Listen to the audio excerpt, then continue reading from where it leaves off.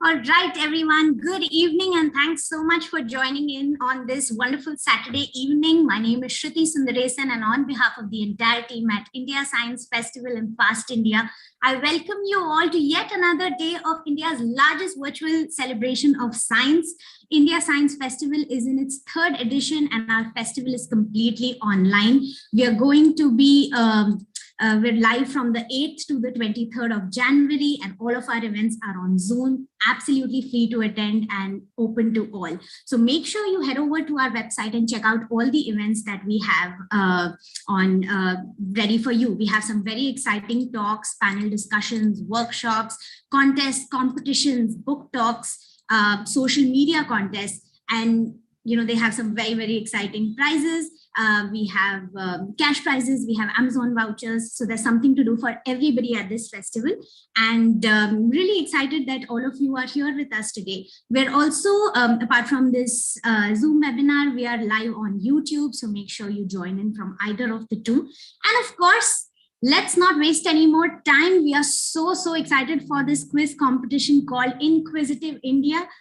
This is India Science Festival's flagship science quiz competition. And this time it's extremely exciting because we don't just have a normal quiz contest. This time we have a comedian and an actor and a quiz master, all three in one. Kumar Varun, or popularly known as KV, who's going to be taking us through this quiz. So can I please invite Kumar Varun on stage? And here's a quick online clapping to welcome you, KV. Thanks for joining in. Hi Shruti. Hi. How are you feeling? Feeling very good. Proud to be here, to be a part of Inquisitive India, which is not just any other science quiz. It is the flagship science quiz of one of India's biggest science quiz. Very, very privileged and honored to be hosting this. Very, very excited. Thank you so much for joining in, KV, and we're really counting on you to make this quiz a lot more interactive and fun and hilarious. Yes. From the end. So here's hoping that this quiz is a lot of fun. And before we move ahead, I'd love to ask you, so how has your experience studying science been? Oh man, I always talk about it. Although I have studied science for most of my career as a student, like I was a science student and I'm an engineer, an MBA, so that is also science in some sense. But I never really, to be honest, if I have to confess, never really was really amazing at science. I was always decent. I was always good. But I don't know, like till today, when something requires a lot of scientific implementation, I'm like, is there a shortcut? Like, like even basic things, like when I'm in a hotel right now and the washroom has like that, the shower thing has like, is taraf karo to it comes like hot water, is taraf, and I'm like, like, can't there, why is there so much science and tech in everything? Can you just give me something simple? But no, as a science student, I understand the importance of science in our life. A lot of people don't do it. I still am almost 35 now, and I still meet people who are like, "Kyun ye padhte the? Kya use hai?" But there is use of everything that we have studied in our school, but whether we understand it or not. And if I have to, not without taking much time, if I have to summarize everything, I think our first Prime Minister Nehru, Jawaharlal Nehru, summarized it beautifully by using a wonderful phrase called scientific temper. And I think as a nation, I think we all need to develop a scientific temper where we observe things, we calculate things, we analyze things, and we try and scientifically analyze things to move forward, not just as individuals, but as a nation. So that I think is the most important thing. Definitely. On that note, I completely agree with you. And, here's hoping that through this festival, we're able to make science a lot more exciting for the nation. And, on that note, it makes sense to sort of bring in the quiz experts that we have with us today. So can I please invite on stage Dr. Manu Avasti and Dr. Mayuri Rege? Please turn on your videos, guys. So Dr. Manu Avasti is a professor of computer science at Ashoka University, and Dr. Mayuri Rege is a microbiologist teaching at the Ram Narayan Ruya College in Mumbai. So, they're very graciously agreed to be a part of this quiz and are going to be helping our quiz finalists get through the quiz. And they're going to be dropping hints here and there. They're going to be the lifelines for the finalists through the course of this quiz. So let's take a minute to just say hi to Manu and Mayuri, and maybe we can ask them a question. So Manu and Mayuri, while you are teaching science in premier colleges in India, how has your experience been as early career scientists and researchers? And what do you think is the importance of events like India Science Festival? Mayuri, would you like to go first? Sure. Thank you, Shruti, and the entire team for this really unique platform. And what I'm really excited about, I always want to talk science to people. So, KV, I wish we had met before, because there are so many different ways in which people learn. And I think the biggest mistake that educators make is assuming that there is just one way of teaching somebody. And so this is yet another platform. I think you guys are doing a really great job of exploring whether this would be another way to communicate some cool concepts to students. But yeah, over to you, Manu. No, I completely agree, right? I mean, as educators, we're always looking for new mechanisms by which we can engage our students, by which we can take the same concepts and kind of help them learn, because as times change, students change, the mechanisms in which they learn change, and all of those things, right? So I'm really excited about the kind of things that India Science Festival is doing, and these platforms like engaging everybody in science quizzes, not just participating, but also watching, right? I mean, I have have a good time watching a good quiz. So I'm very excited to be here. I don't know much about being a lifeline really, but I'll try to do the best that I can. So thank you. Thanks so much, Manu. Thank you, Mayuri, for joining us. Very, very excited to have you both here and to bust all the myths that people think about scientists and researchers, because we're done with all the stereotypes. Anyway, on that note, I think we're done with introductions. This is India Science Festival. This is Continuum. We're looking at where we've come from, where we're headed. And this is India's largest virtual science festival. Over to you, KV. Take us through the quiz and let's have a wonderful time. Let's do that. Formally welcoming everyone to Inquisitive India 2022, which is, as we said, the flagship science quiz of India Science Fest. And let's start the quiz. And what's a quiz without participants? Otherwise, just Dr. Manu, Dr. Mayuri, and I will just keep discussing scientific facts. So let's get our finalists, because there was a rigorous process of selecting the 5 people who would finally be with us. I'm going to call them one by one, and I'll introduce them to you guys so you all understand who are the 5 people who are contesting today. But like I always said before I host any quiz, it sounds, whenever I say this, I sound like a reality TV show judge. So I don't really enjoy saying this, but I know that all of you are winners. All 5 of you have come like from a huge set of a lot of people. So being here already is a win, but then we'll have to do a process of picking first, second, third, fourth, and all that. But you guys are all winners. Just want to say, in life, okay, always remember. Okay. I'm going to call the first contestant, which is Satvik. Let's call Satvik and let's talk to Satvik. What's up, Satvik? Hi. Hi, Satvik. Yeah, hi. Hi, Satvik. Where are you from? What do you do? Just thoda sa. Yeah, so I'm currently at Bangalore, although I'm originally from Gujarat, and currently I'm a research intern here at NCBS.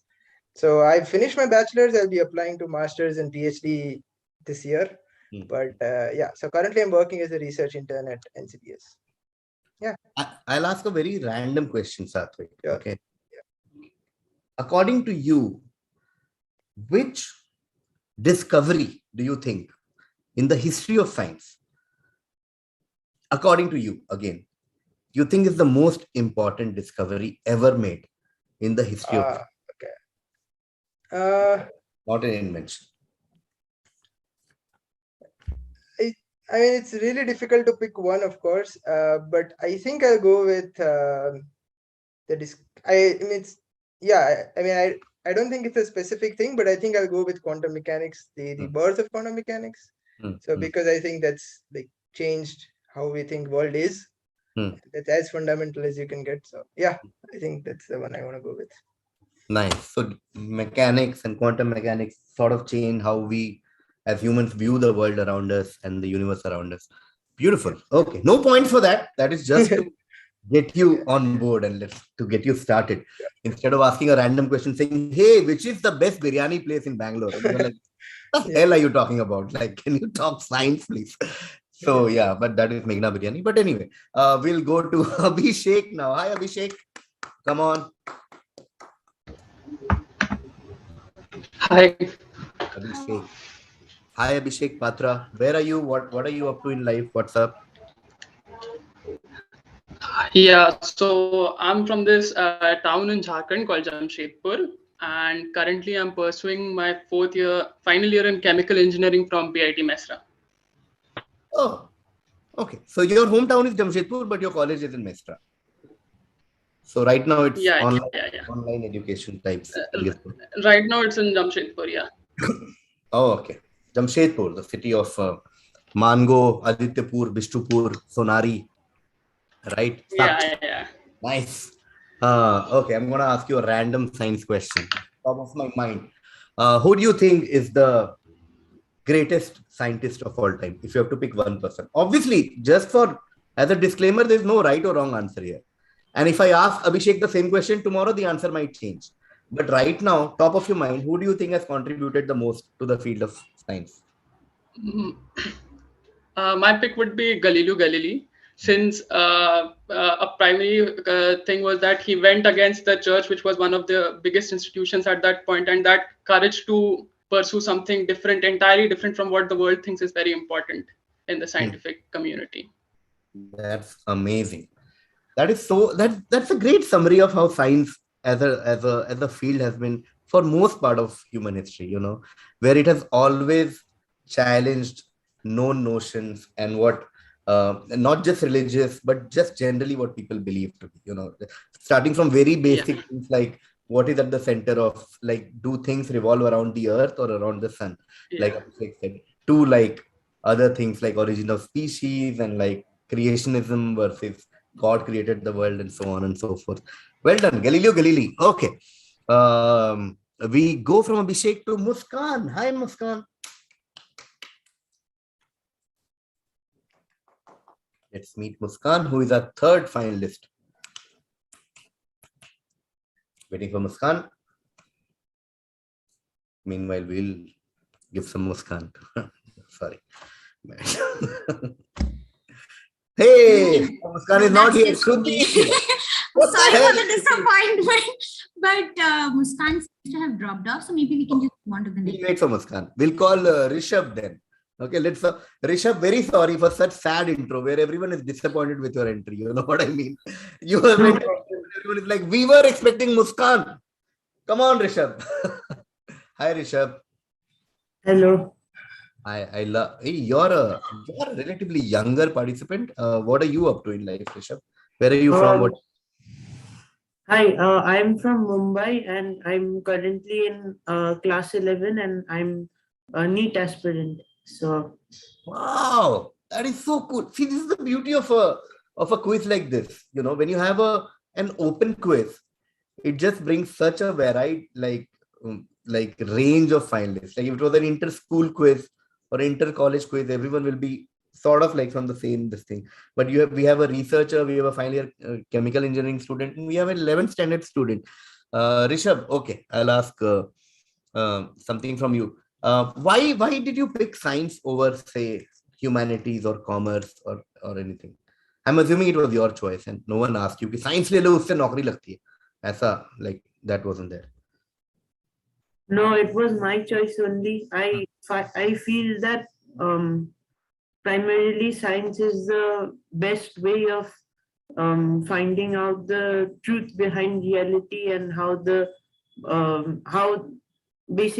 stuff around us works. I think it's the best way of understanding the world we are in.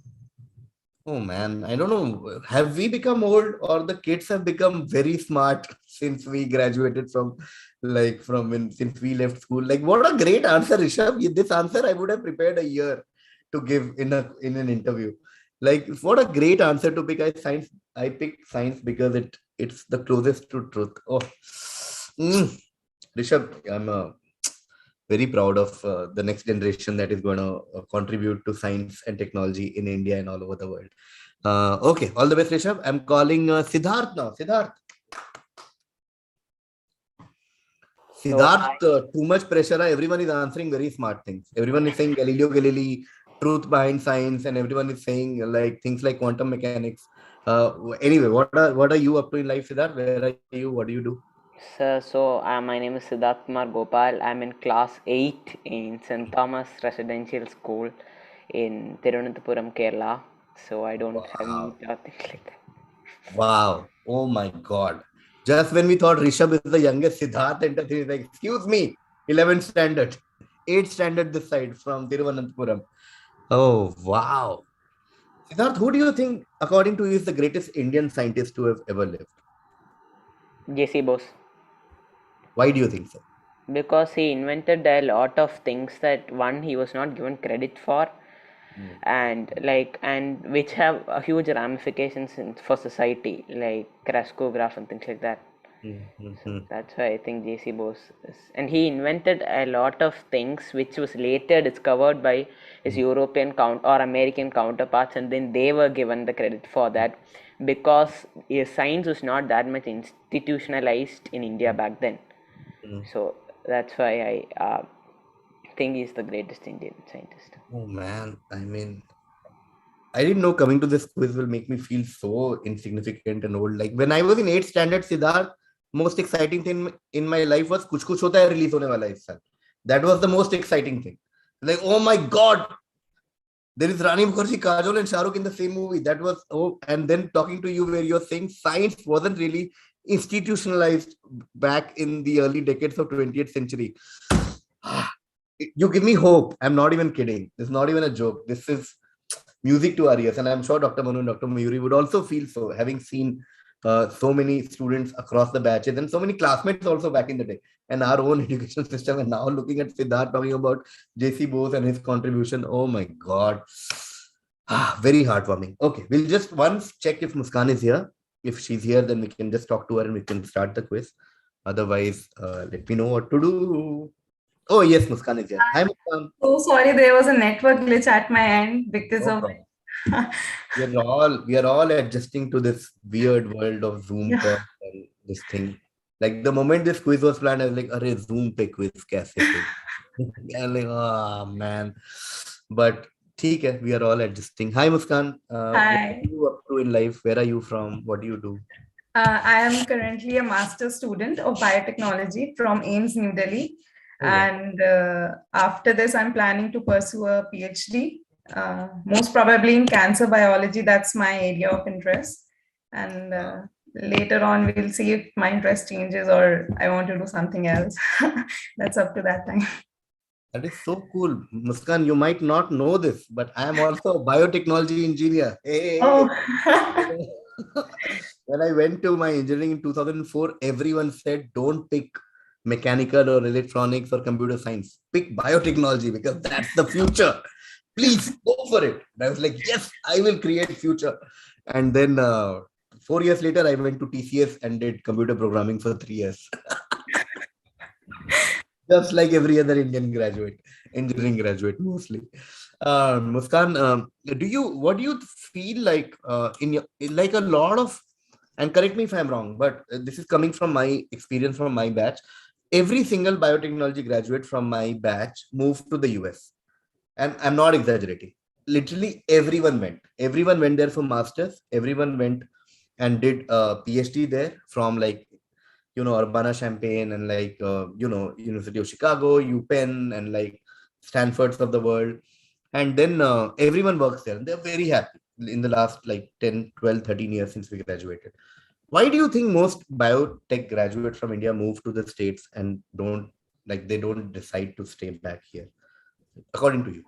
Maybe it's up to the quality of education over there as compared to India, because maybe at your time, maybe PhD was, if they are going for a PhD, so maybe the level of PhD or the quality of PhD that the India is awarding, it's not that much good as compared to the abroad universities, because of course the Ivy Leagues are very much reputed and very well known. So who does not want to go there?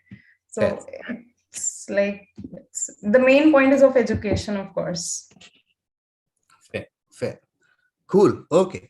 So we met our participants. We know what they're up to in life. We got their opinions on different topics. I know a lot of people now are like, quiz shuru kar de dost. And I'm like, yes, of course. Why not? That's why we are here. But it's not always nice to meet people and get to know where they're from before we start quizzing. It's weird, right? We're like, hey, Muskan, hi. Okay, hello. Who invented radio? And she's like, arre, dost, ek second. So, and then Rishabh will be like, Siddharth will be very offended with that question. Like, it wasn't actually Marconi who the credit should come to. Siddharth, this is the technique of callback that I have beautifully used in this seemingly non-related conversation. But you saw what I did there. Huh? Anyway, sorry. Let's begin the quiz. All the best to Satvik, Abhishek, Muskan, Rishabh, and Siddharth. Everyone who has joined us late in the audience, this is the finale. This is the Science Quiz Inquisitive India 2022. We have two amazing experts with us, Dr. Manu Avasthi and Dr. Mayuri Rege, who are going to be here not just as experts, but also as lifeline to these 5 contestants. And we'll have fun. That's the whole point of science. Like Dr. Mayuri earlier said, that science is not just about like boring equations and saying PV equal to nRT and V equal to IR. It's a lot of fun if being taught in that manner, and if being talked about in that manner. So we'll essentially have fun, but we'll also learn a lot of things. Let's begin. I'll try and share my screen, and you guys tell me if you can see my screen. Can all of you see this screen that says there will be a total of 3 rounds and all that? You can, right? Yeah. Cool. Let's begin. So this is Inquisitive 7:28 p.m. We'll try and wrap this up as quickly as possible. There will be total of 3 rounds today. Okay. First round will have 3 questions to each finalist. So I'll go to each one of you and I'll ask you 3 questions. Okay. The only thing you need to remember is that you will have to answer the question within 1 minute. Okay. There's no pass here. Okay. And you also get 1 lifeline. When I say 1 lifeline, I mean in the entire rounds, you get 1 lifeline. So it's not that every question you get 1 lifeline. 1 lifeline in the whole first round. Correct answer will give you 10 points. Okay. Then once that is done, we'll go to the second round, which is infinite bounds, which is a very standard quizzing template, but I'll anyway explain in case you guys don't know about it. Infinite bounds is when a question starts from a certain person. In our case, it will start with Satvik. And then we, depending on whether Satvik answers or not, we pass to Abhishek and then to Muskan, to Rishabh, to Siddharth. The moment someone answers correctly, we go to the next person. Okay. The next direct is to the next person, and so on and so forth. And just to make it fair, we'll do like 5 questions will be clockwise, and then the next 5 questions will be anti-clockwise. What else? 1 second. Okay. And then there'll be a buzzer round at the end where your correct answer will give you 20 points. But in case you buzz and you're not right, or you take a lot of time to answer, you will get minus 10 points. Cool. Okay, let's begin. Just a question. Is it 1 minute per question, or is it 1 minute for all 3? 1 minute per question. Okay. And apart from this, standard rules of quizzing apply. Quizmaster is God, which is like I make the final decisions in conjunction with the 2 experts and people in the team backstage. Also, don't answer out of turn. Never answer out of turn. In case you have any doubt at any point, feel free to ask. Be respectful of each other. Drink a lot of water. Stay hydrated. I will keep continuing. Honesty is the best policy. So don't try and Google and do all that lame things. Okay, let's begin. Okay, we'll start with Satvik. This is the first round. Okay, there might be a lot of tech glitches here and there. Okay, guys, just warning you. This is Satvik's first question. Okay, let's focus on Satvik. Satvik X is an Indian American scientist Initially trained as a doctor, MBBS, at Stanley Medical College, Madras, India, and subsequently obtained a PhD from Trinity College at the University of Cambridge. Best known for experiments in behavior neurology, soon became an instrumental figure in the field of neuroscience, also referred to as the modern Paul Broca by Eric Kandel. Who are we talking about here? Is he the author of the book Phantoms in the Brain, V.S. Ramachandran? V.S. Ramachandran is correct. Well done, Satvik. 10 points there. Beautifully done. Okay. Cool. There will be 3 questions to all of you. So I will continue with Satvik. Okay. Sorry, I have a habit of humming random songs in middle of serious conversations. So don't mind. Okay. Like there might be, you will say, Dr. V.S. Ramachandran, and I'll be like, so don't like be like, hey, kya hua isko dawa deni chahiye. You're like, no problem, don't worry. It's everything is in mute. Okay, cool. Let's continue. I'm going continuing with Satvik because there are 3 questions. Okay, Satvik, in this all-star Avengers best possible group picture of all time, there is only one woman in this picture. Okay, there's only a single woman in this picture, if you see, and she won 2 Nobel Prizes in 2 separate disciplines. She discovered a radioactive chemical element X, which she named after her country Y. Okay, just tell me who is X, and if you can also tell me why, that will be great. So it is Marie Curie. I think she's Polish, so I'll say polonium from Poland. Yes, beautifully done. 10 points more to Satvik. Of course, we are talking about one of the greatest scientists of all time, Marie Curie. And she didn't just discover radium, she also discovered a new element which she named after her homeland, which is Poland. And it was named polonium in the honor of her native country.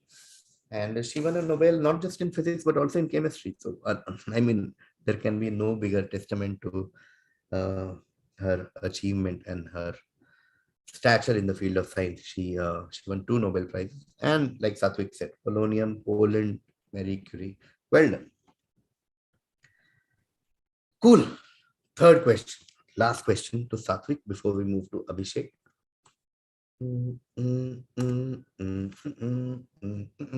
Okay, Satvik. We're talking about a certain person who is an Indian personality. Was also the first from India to complete a certain feat. Also has a deep-rooted connection with the Indian Armed Forces. He famously gave the answer "Sare jahan se acha" when asked a certain question by the then Prime Minister Indira Gandhi. 2 days back, X turned 73 years old. Who are we talking about here?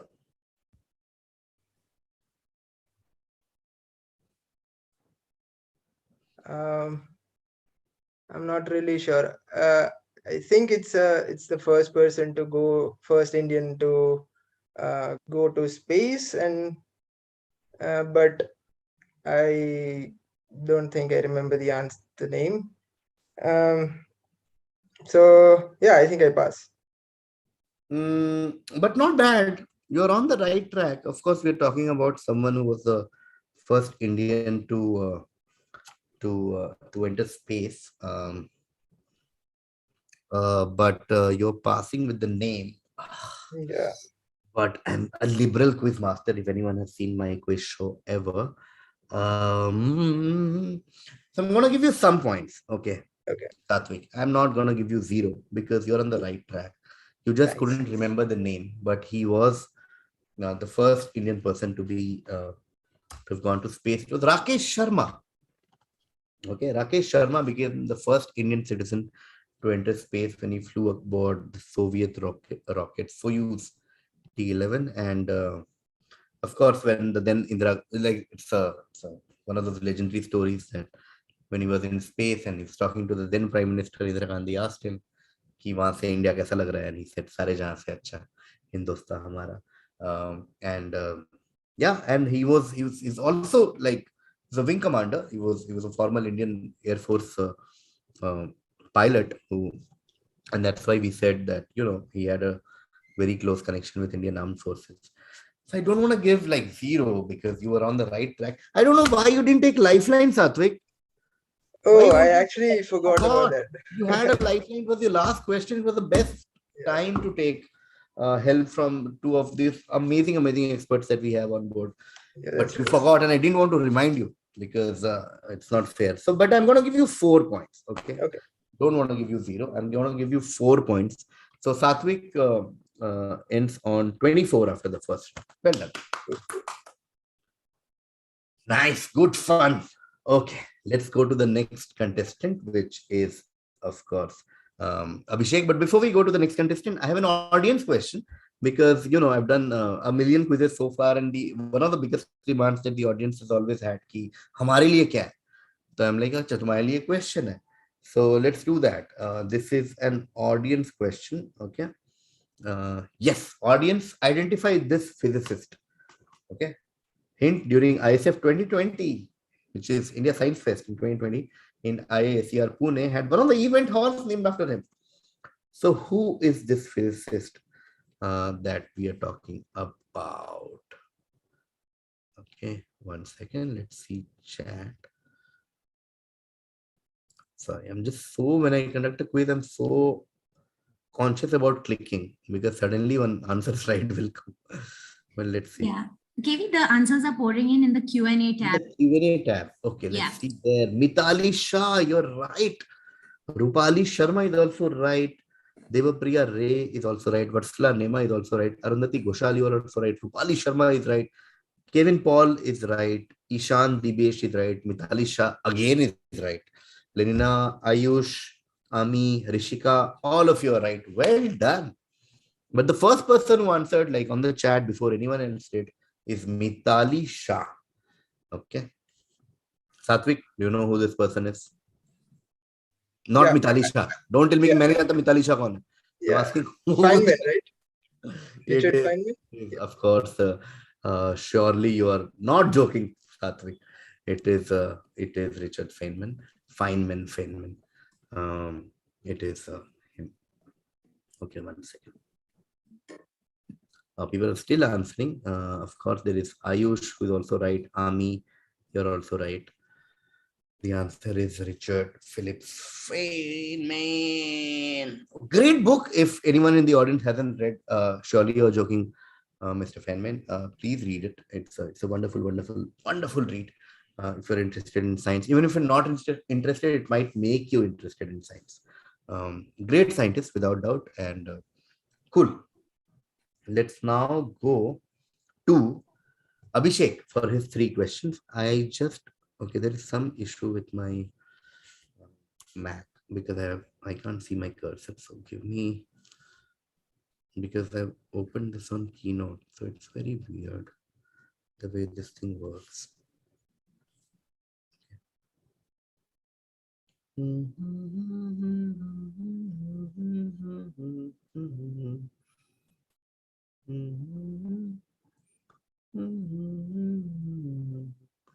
Okay, 1 second.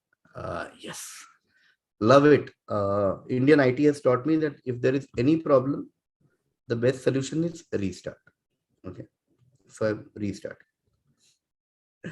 Okay, cool. Let's do.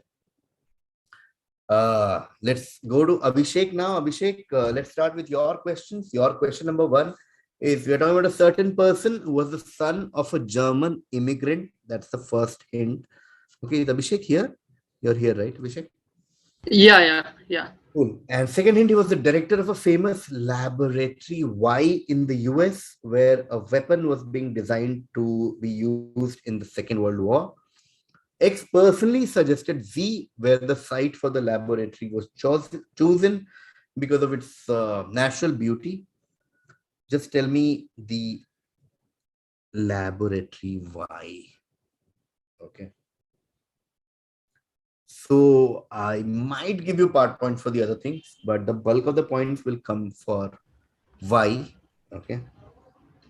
In fact, Y and Z are almost the same. But and X, Is this yes, Abhishek. Bikini Island, Ouch. where the Manhattan, like the bomb was tested? No.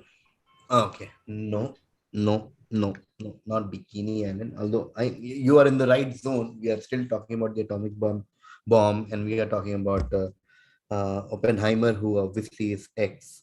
But the thing we were looking for is Los Alamos in New Mexico, which was the laboratory where it was done. The big project that we were talking about, which, like Abhishek said, is we're talking about the atomic bomb. We are talking about the Manhattan Project, but we were talking about obviously Oppenheimer, but not talking about Bikini Island. We're talking about Los Alamos in New Mexico. Okay, no points there for Abhishek, but no problem. There are two more questions, Abhishek. Let's go to my birthplace, Jamshedpur, which is where Abhishek is from. But the question is not from Abhishek, not from Jamshedpur. The question is from somewhere close to Jamshedpur. It's an Indian question. Okay. X is an Indian scientist. He invented Y, which later came into limelight after being used by an Italian engineer. Okay.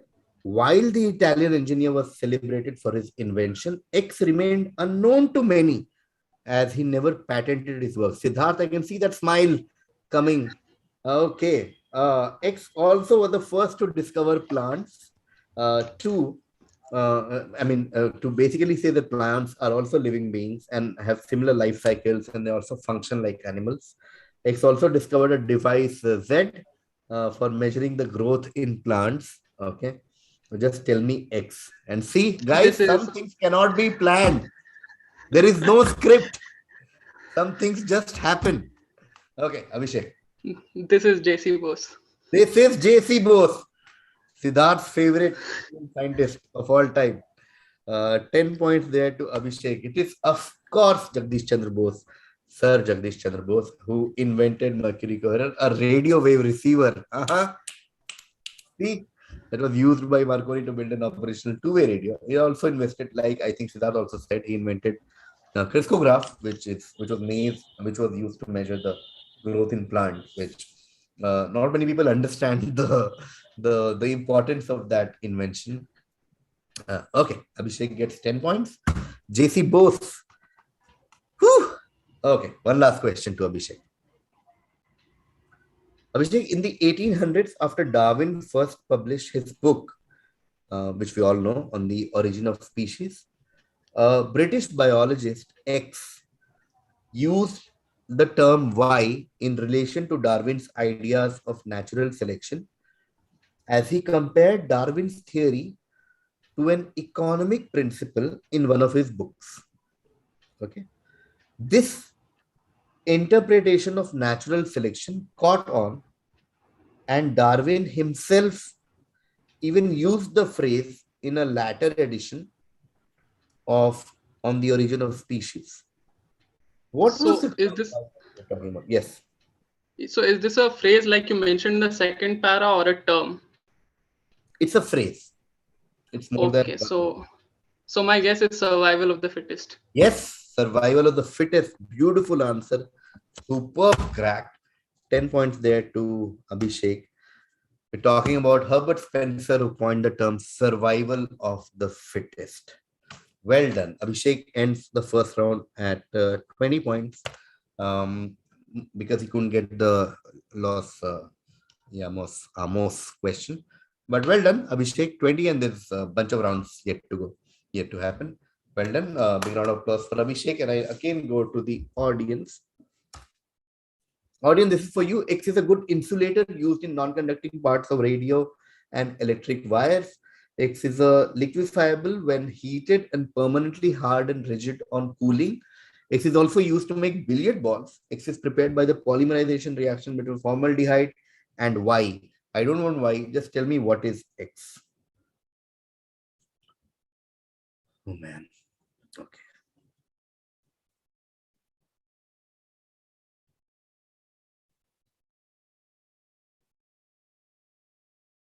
Ayush is not really right. Vivo is not really right. Arundhati, not PVC. Ishika.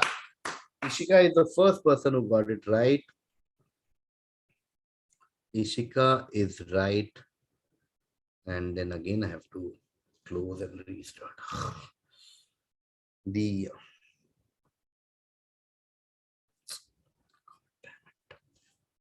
sorry guys.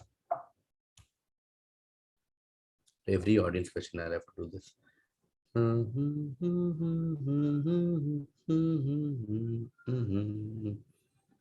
What's the answer, Abhishek? What do you think? I'm not guessing anything right now. Array, it's no negative. No? I'll just see the question once. Satvik, what do you think is the answer? We already have a right answer from the audience, okay? I'm not sure. Okay. The answer is bakelite or bakelite, okay? That is what we were looking for. I was looking only for bakelite. I wasn't expecting people to say polyoxybenzyl methyl glycolate. But bakelite is formed by polymerization reaction of formaldehyde and phenol, okay? And as you can see, it became known for its electrical non-conductivity and heat resistant properties, etc. And that's why it's used as an insulator in radio and telephone. I mean, their casing essentially, and even in jewelry and like firearms and everything. Okay, cool. Well done, audience member. Abhishek is now on 20, and I'm going to Muskan for her set of 3 questions. All the best, Muskan. Let's begin. In 1860, scientists X and Y discovered 2 alkali metals, cesium and rubidium, with the aid of the spectroscope they had invented the year before. German discoverer X is even today remembered for an invention of Z that bears his name. Okay, just identify Z. Just tell me the invention that still bears the German discoverer's name. And obviously very popular in the field of science. Raman spectroscopy is not.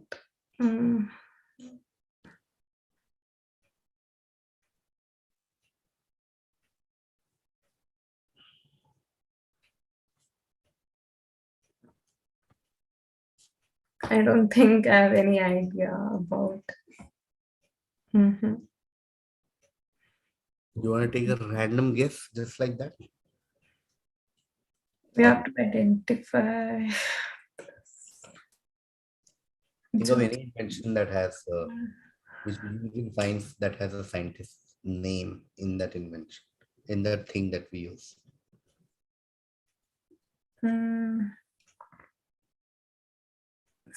No idea. Okay, closing this, Muskan, the answer is Bunsen burner. Remember those days in science lab where we used to use Bunsen burner for a lot of things. Oh. Okay, which is of course named after Robert Bunsen, who was one of the scientists who discovered, 2 alkali metals, cesium and rubidium. Sorry. Okay, no stress.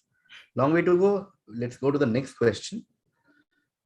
X is a French loanword, which means this comes from French roots. Okay, and it is used to represent a brain phenomenon, which is somewhat of a mystery. Okay, we don't really know like what's happening, but is believed by scientists to be a neurological glitch that causes an experience to be registered in the memory before reaching consciousness. Okay. What do you think are we talking about here? So do we have to identify the person who has just... No, not the person, the phenomenon or So it's the subconscious memory that we are talking about. Think more. It's a French loan word. That's one clue. And then read the last thing, which says that it's a glitch that causes an experience to be registered in the memory. Deja vu. Deja vu. Yes. Never jump the gun. Yeah. 10 points there to Muskan. We are talking about deja vu. Deja vu, like we used to say in school. The feeling of familiarity, and it's reported to occur on an occasional basis in almost 60 to 80% of people. It's an experience that's almost always fleeting, and it occurs very randomly, and it happens to all of us. We're like, "Arey, ye hua hai kya pehle? मैं सपने में देखा है क्या?" There's always this. It's, oh man, it's one of the biggest mysteries of humankind, I feel. And of course, we also use it as in general in English also, if something literally repeats, you're like, oh, deja vu ho raha hai. Okay. 10 points there to Muskan. Muskan is on board. Let's go to Muskan's last question. Because first was Bunsen burner. Then we had deja vu. This is the third question. Introversion is a personality type characterized by traits such as reserve, passivity, thoughtfulness, and a preference to keep emotional states private. Extroversion is a personality type characterized by traits such as sociability, assertiveness, and cheerfulness, right? We all know this. The concept of introversion, extroversion was first introduced in 1910 by a psychiatrist called X, existing as part of continuum with each personality type at separate ends of the scale. Okay, so introvert on one end and extrovert on one end. Just tell me, who are we talking about? Can you name X? I'll take the lifeline. Oh, yes. It's time for the experts to come in. Any of the experts, whoever feels like helping Muskan, please go ahead and help our dear Muskan Gupta here. So Muskan, here is one hint, or rather two hints. One, it's a hymn, right? And the second word, or a second hint is that his last name in Hindi means war. Jung. Beautiful hint. Oh, what a beautiful hint. Yes, Muskan, sorry. Psychiatrist Jung. So the last name is Jung, right? Because war is Jung. And what is the first name? I'll give it to you. There's no need for first name. It's fine. It's Jung or Hung, or you call it. And Carl Gustav Jung is who we are talking about. And yeah, well done, Muskan, and well done, Dr. Manu, for giving this beautifully creative hint. Thank you, sir. 20 points to Muskan. It's a hymn and it's a battle or in Hindi / Urdu. Muskan gets 20 points.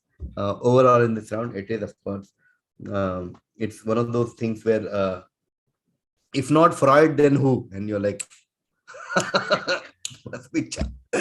okay, Muskan gets 20 points, and we now go to Rishabh. We go to 11th standard, young Rishabh. Rishabh, ready? Yes, sir. Yes, okay. X, we're talking about something now which is colorless, odorless, tasteless, noble gas. Okay, so it's a noble gas which is colorless, odorless, tasteless.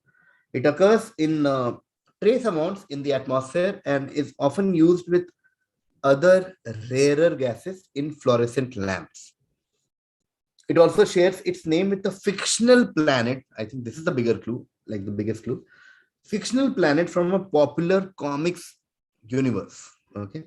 Identify X. So there are only so many noble gases, but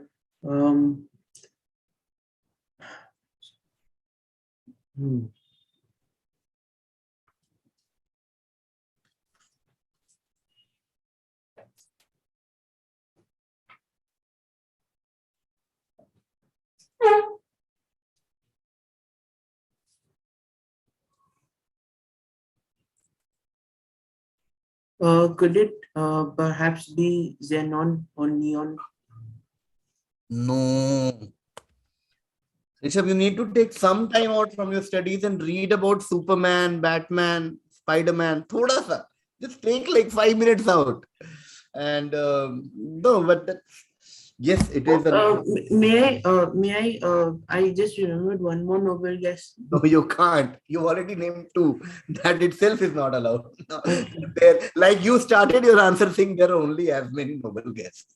And now you're saying xenon, neon, and then argon and krypton. But the answer is krypton. Okay, krypton. And of course, the reference was from Superman comic universe. Krypton. Just for the record, I'm a Marvel fan. So you're a Marvel fan. Ouch. Okay, no problem. सबसे गलती होती है और सब बड़े होते हैं धीरे धीरे.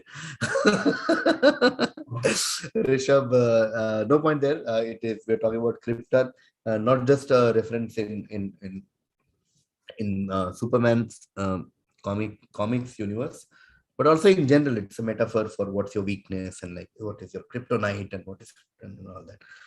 Okay, Rishabh, second question for you. Okay.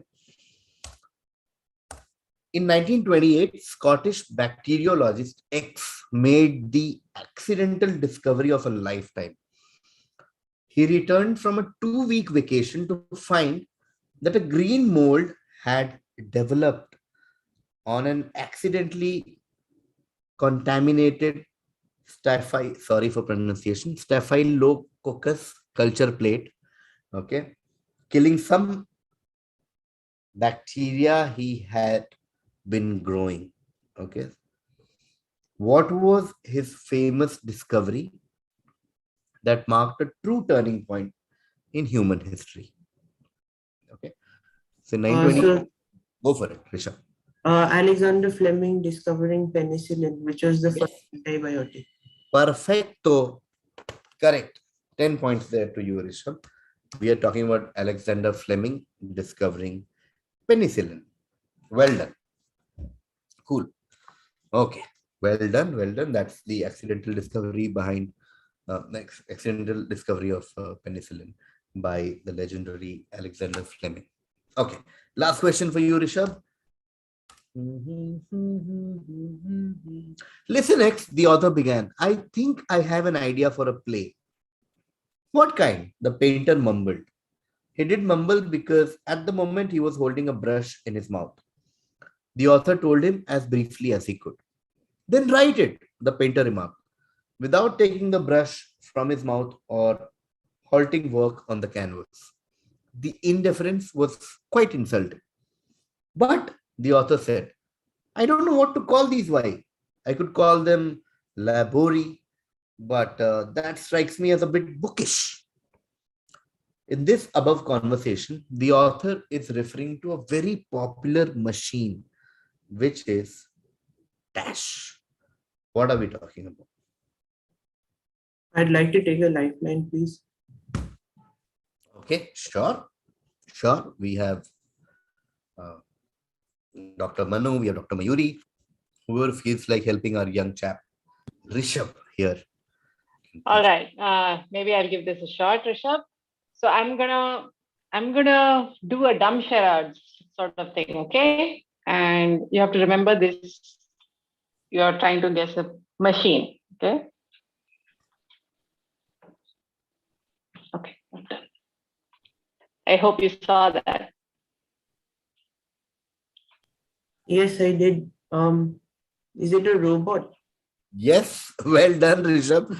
Thank God you said robot and not like breakdance or something, because it was so well done. I mean, I was like, array, amazingly well done. I mean, I don't know how to give compliments to Dr. Mayuri as she's not just. It's my only skill, playing dumb charades. Oh, I almost thought when you said dumb charades, I was like, you will go with one word, Rajnikant, and then Chitti, and then we'll go to robot. I didn't know you will do robot. Oh my God, so well done. Rishabh, well done. This is a robot. Of course, this conversation was between, okay, let me go to the answer slide, which is, of course, Karel Capek, Czech novelist, and his older brother, the Cubist painter Joseph Kepek, and this is where the word robot has its origin. Okay. 20 there to Rishabh. Well done, Rishabh. Now we go to Siddharth, who will be the last contestant in this round, and then we'll quickly do round 2 and round 3. Okay. Siddharth, are you ready? Yes, sir. Okay, let's do it. X found that the souring of beer and wine was caused by microorganisms, and that these microbes could be removed by boiling and cooling the liquid immediately. This process, Y, was later extended to milk to kill the potentially harmful pathogens within it that are killed off, making it much safer to drink. What is the process that we are referring to? Pasteurization. Yes, of course, that is correct. We are talking about Louis Pasteur, and we are talking about the process of pasteurization, process that all of us growing up have been aware of. Like, mummy always, first thing was always like, doodh garam karke. Every evening, will get milk and then like garam karke rakh do. Like, what is this? Later in class, we realized she was actually talking about pasteurization without using the word pasteurization. Okay, Siddharth, well done. Okay, we will do one audience question before we come to.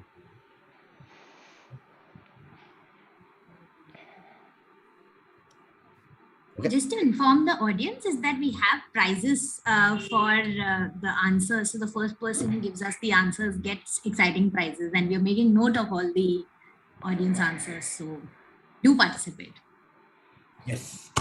Okay. ऐसा नहीं है कि मतलब बस करके भूल गए. You know, don't feel like you're commenting on YouTube. That has no relevance in life. Where you comment and you're like you've achieved something in life, you've not. Okay. But here, if you comment first, you do get exciting prizes, just like you heard now from Siddharth. We will come back to you. I'm going to audience first. Audience, this is for you. One of my favorite questions on the quiz. I don't have lungs, I don't have ears, but I listen to vibrations. I use a process called prophylaxis to feed those who can't forage food due to other duties. I have super strength that allows me to carry 10 to 15 times, 10 to 50 times my own weight. What am I? What am I? I will.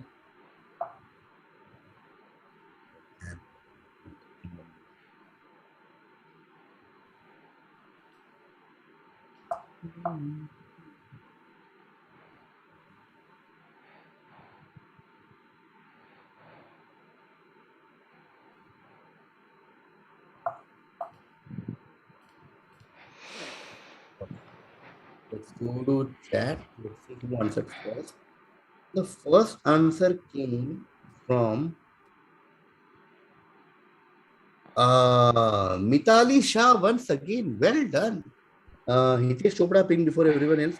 Frog, but Mitali Shah. But Mitali has also answered earlier. So I'm just going to address a couple of more people in case we don't want to repeat prizes. Ishika has also answered ants, which is also correct. And Divyanshu Gupta has also answered ants, which is correct. And then, of course, there is Subhas and Arun and Divyanshu and Ishika again. And then Pragun, Vidya, Abhigyan, Bhupender, Hitesh. Next time he has written in capital letter in case we missed it last time. Arun, Ishan. Okay, all of you are right. It is we're talking about ant. We're talking about. Okay, Siddharth, we come back to you. I think we only asked one question from you, which was the Louis Pasteur question. Yes, sir. So we will continue with your second question. Okay, X is a synthetic fluoropolymer. It is a fluorocarbon solid at room temperature. X is hydrophobic, neither water nor water-containing substances can wet X. X has one of the lowest coefficients of friction of any solid. It is also used in containers and pipework as a graft material in surgical interventions. What is X? What are we talking about? So just a minute.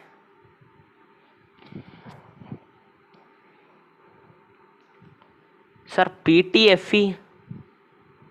Yes, of course. And what is the more common name of PTFE? Sir, so I don't know, sir. I only got it with the lowest coefficient. I don't know any other points. Oh my God, you're the biggest nerd ever who can say PTFE and not Teflon. What the hell, Siddharth? It's always the other way around. People know Teflon, but they don't know PTFE. Oh, but well done. I remember I was in a quiz back during my college where we were asked the full form of BMW and we said Bavarian Motor Schwestern. And they said, hey, what's the English version? And we could not say. We knew the German version, but we didn't know Bavarian Motor Works. Just very like you know PTFE and you don't know Teflon. What the hell? But anyway, fair enough. 10 points there to you, Siddharth. Well done. Well done. Okay, one last question of this round. This will be Siddharth's direct again.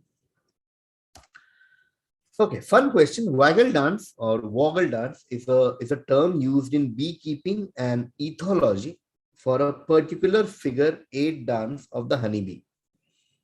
Just tell me, why do they perform this complicated movement? Okay. Sir, to show the direction and the distance of the food source. Wow, well done, Siddharth. Yes, it is. Of course, they do this to tell other bees where to find food. Okay, it's like their version of like Swiggy, Zomato. Let's do that. Okay, well done. First person in this round to get full 30 points, Siddharth. Well done.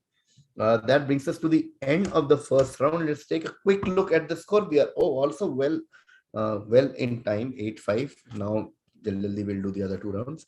Satvik is on 24, Abhishek on 20, Muskan also on 20, Rishabh also on 20, and Siddharth on 30. Okay, in case anyone else is also keeping score, please correct me whenever you think I'm going wrong.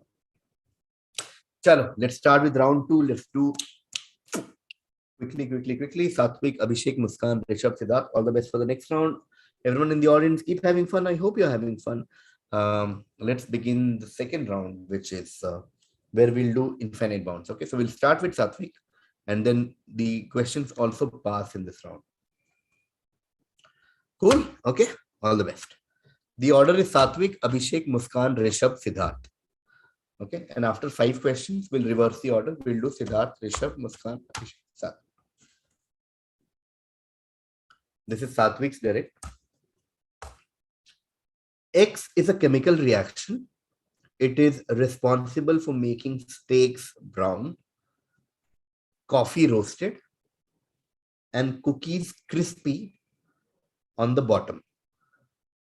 Essentially, it's a series of chemical reactions caused by heat that the proteins and sugars in food, making them appear brown, charred, and taste cooked. What is X? What chemical reaction are we talking about? Is it the Maillard reaction? It is the Maillard reaction. 10 points there to Satvik. It is, of course, the Maillard reaction. Maillard reaction. It's a chemical reaction between an amino acid and a reducing sugar. And once you add heat, this happens, and it becomes brown, but it's a form of non-enzymatic browning. So it looks cooked, but it isn't actually anyway. 10 points there to Satvik. We are now going to Abhishek. This, I believe, is the most critical rounds of all the rounds. Okay, let's go to Abhishek. Abhishek, propane, also known as liquefied petroleum gas, LPG.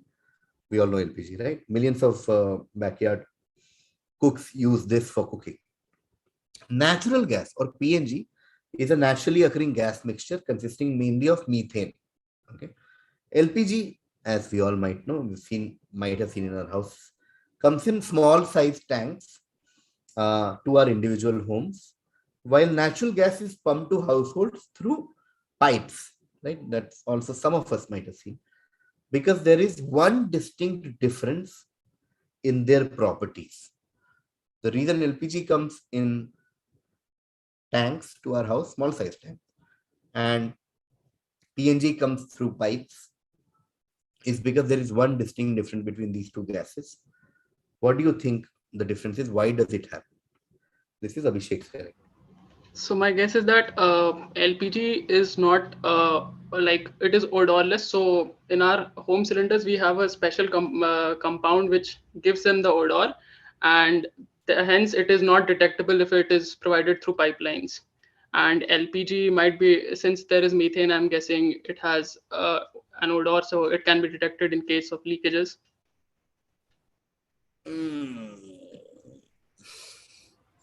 I'll have to go to Muskan. Muskan?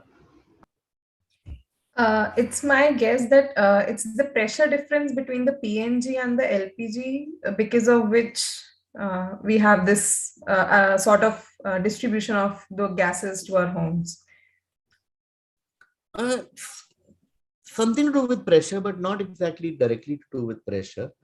We'll come back to you. Let me go to Rishabh for a better answer. Rishabh? I believe that LPG, it's quite expansive, so that upon leaking it expands greatly, which is not the case with natural gas.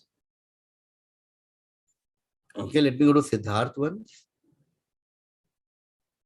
Because if you want to store LPG, you would need a lot of space. So LPG is liquefied and kept. That I think is the answer. Okay, good track. Liquefying is a good track, but yes, I mean you're almost there, Siddharth. Like you're right that to use like an amount of a reasonable amount of LPG, you will have to liquefy it. But then what do you think is the basic difference between, say, methane and propane that leads to this? I think LPG is heavier. It is heavier. It's Okay. the degree. Can I say? Satvik? No. Okay. We will go to Satvik once. Let's see if Satvik has an answer. I'm not sure. I'll just go with the fact that maybe LPG has a lower boiling point, and maybe that's why it can be liquefied in comparison to PNG. That's the exact answer I was looking Okay. for. It's the exact, I was waiting for someone to just say lower boiling point. That's all I was looking for. Like instead of all this, I was just looking for someone to say that methane has a much lower boiling point, which means that methane must be cooled to a much lower temperature than propane in order to be turned to a liquid that can be stored in a tank. While household propane is not usually kept in liquid state by a low temperature, instead high pressure. Someone talked about pressure also in the middle. I think it was Rishabh, I think. So in order to keep propane liquid at room temperature, it must be held in a tank, okay, at a pressure of around 850 kPa. This can be applied with a strong metal tank, as we have all seen. We can see in the picture also. And in contrast, to keep methane a liquid at room temperature requires a tank that can maintain a pressure of about 32,000 kPa. Okay, so I want to give bulk of the points to Satvik, but I'm not sure if I should give any part points to Abhishek, Muskan, Rishabh, or Siddharth. So I will go to our experts and see if Dr. Manu or Dr. Mayuri, if you guys think that anyone else also deserves part points, then I will split 10 to like 6 plus something something or 7 plus something something, or should we give full 10 points to Satvik about much lower boiling point of methane? Because it's a subjective question, so I want my experts to chime in. I think, if I'm not correct, Siddharth, I mean, I err on the side of being generous, especially in the,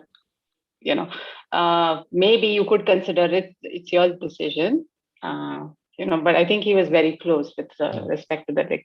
But that's all. Yeah. I agree. I think Siddharth was very close. Yeah. Siddharth was there. Siddharth also talked about Siddharth, you said about liquefying this thing, right? Yes, sir. You gave the liquid track where Satvik built upon it, and he said lower boiling point, which is the exact answer I was looking for. Okay. Sorry. Sir, may I make a point? Yes. Sir, with all due respect, I also mentioned the expansivity of the gas. Okay, cool. That's why I went to the expert. You know what I mean? I knew koi na koi to hoga jo bolega, let me file a PIL against this decision. I was like, hey, I didn't do it. It was sent to a committee. Okay, cool. Let me split 10 points. So, okay, we'll not give more than 10 overall. Let's give bulk of the points to Satvik because he gave the exact answer that we were looking for. So I'm going to give 6 to Satvik. Okay. And Siddharth, like our experts also agree, was very close to the answer. He didn't give us, he meant what the answer was, but he didn't give what the answer was. So I'm going to give 4 to Siddharth. And next question will be to Abhishek. That's the reward to Abhishek and Rishabh and Muskan because you get earlier attempt on this than Siddharth and Satvik. Okay. Abhishek, this is your direct. This is question number 3. Abhishek, major airlines offer in-flight Wi-Fi on many flights. Okay. The signal strength can be spotty. Okay. Very famously, engineers at Y used an item X as stand-ins for passengers as they work to eliminate weak spots in in-flight wireless signals. X can definitely be found in majority of Indian kitchens. Can you identify X?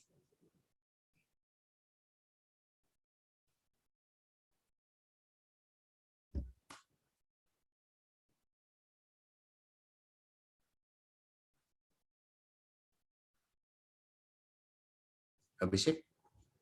Sorry, I don't have a guess. No problem. I was just checking if you're here. If you need more time to think, let me know. No problem.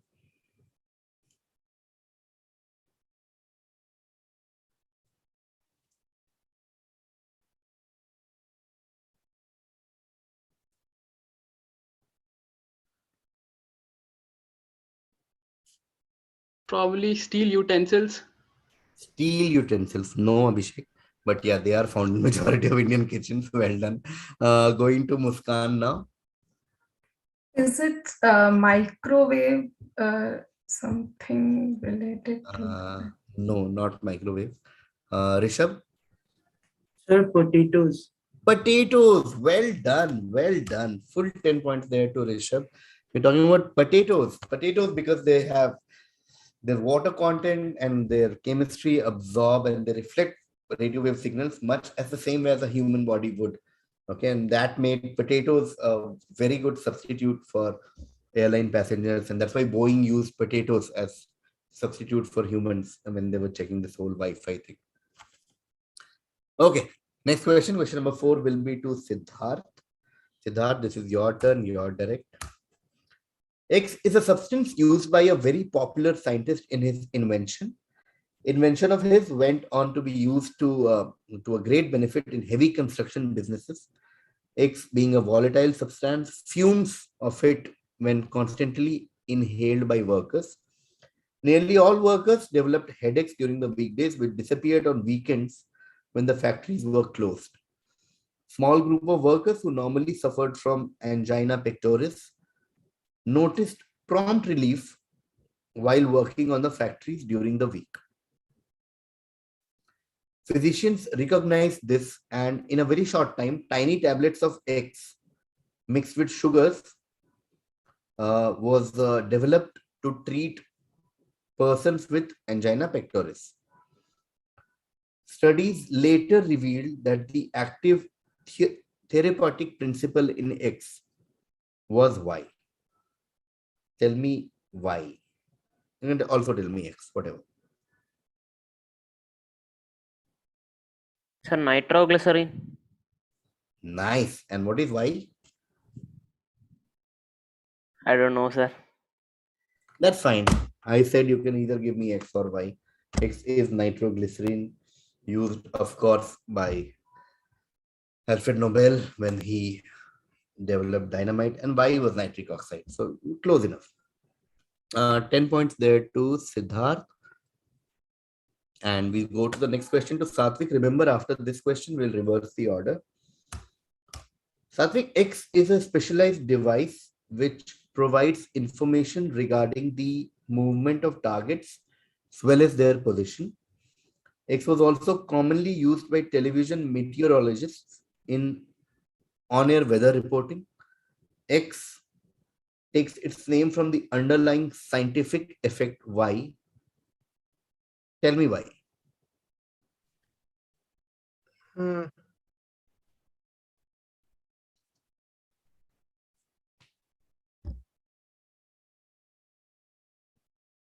I am not sure. I think it looks like something to do with a radar, maybe, but so I'll say X is radar and the scientific effect is maybe echolocation or something like that. No, passing to Abhishek. So this is the Doppler effect. Yes, it's much easier than it sounds. We are talking about the Doppler effect. Okay, Doppler effect. Now we all know like that. Okay, Doppler effect. Of course, we all know man standing on a platform and train approaching and leaving and all that. Okay, Abhishek gets 10 points. End of the first 5 questions, right? 1, 2, 3, 4, 5. Yes, and now we'll reverse the order. So we'll start with Siddharth, and then we'll go to Rishabh, then Muskan, then Abhishek and Satvik. To be fair, let me just check the score once again so that there is no doubt later. Satvik is on 40, Abhishek on 30, Muskan on 20, Rishabh also on 30, and Siddharth on 44. Am I right? I hope someone is checking the scores. Okay, we'll start with Siddharth now. Siddharth, is the order. The movie Interstellar was released in 2014. Majority of the audience came out of it wondering how was any of it possible. Okay, it was mind-boggling to comprehend that how 1 hour can pass by on one planet while 7 years pass by on Earth, right?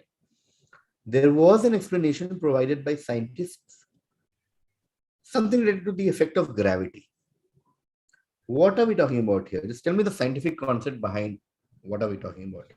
Sir, black hole? Not really. Going to Rishabh? Sir, we're talking about relativity over here and about the time dilation associated with it. Time dilation. Yes, that's the exact word I was looking for. We're talking about gravitational time dilation. Well done, Rishabh. Well done. What a great crack. We're talking about gravitational time dilation, which is the effect that measures the amount of time that has elapsed between the two events by observers at different distances from a gravitational mass. In other words, time runs slower wherever gravity is strongest, and this because gravity curves space time. Rishabh gets 10 points. Well done. Great answer. Okay. Now we go to Muskan. Okay. Muskan, Shane Warne is a famous cricket player. He was part of the Australian team, which was one of the most dominant teams of that era. He himself was a specialist leg spinner and was very well known for his famous ball of the century to Mike Gatting. During a recent television program, Warne unknowingly explained a scientific principle while arguing with a fellow presenter regarding why weather has little to minimum role in getting drift and dip for spinners. Okay. Warne was particularly stressing on the fact that the drift and dip he used to achieve was primarily due to the higher number of revolutions he used to impart on the ball and less due to the weather conditions on that day. What is the principle that you think Shane Warne is talking about? So Shane Warne is talking about from a cricketing sense, right? He was saying his spin or spin bowling in general is not really dependent on weather, but according to him, it was more like how many revolutions he could create, which unknowingly he was also explaining a scientific principle or concept.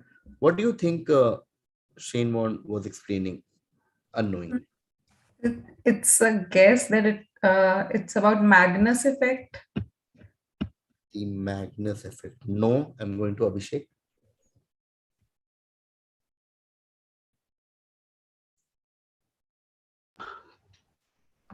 Probably something to do with like wet conditions and like the lesser friction coefficient, something like that. Sorry, Abhishek. Can you repeat what you said?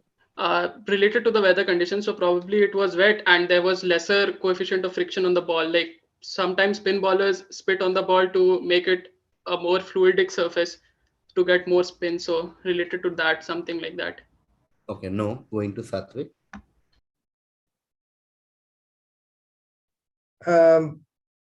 I wanted to say Magnus effect, but since that's out, I'll say the Bernoulli principle.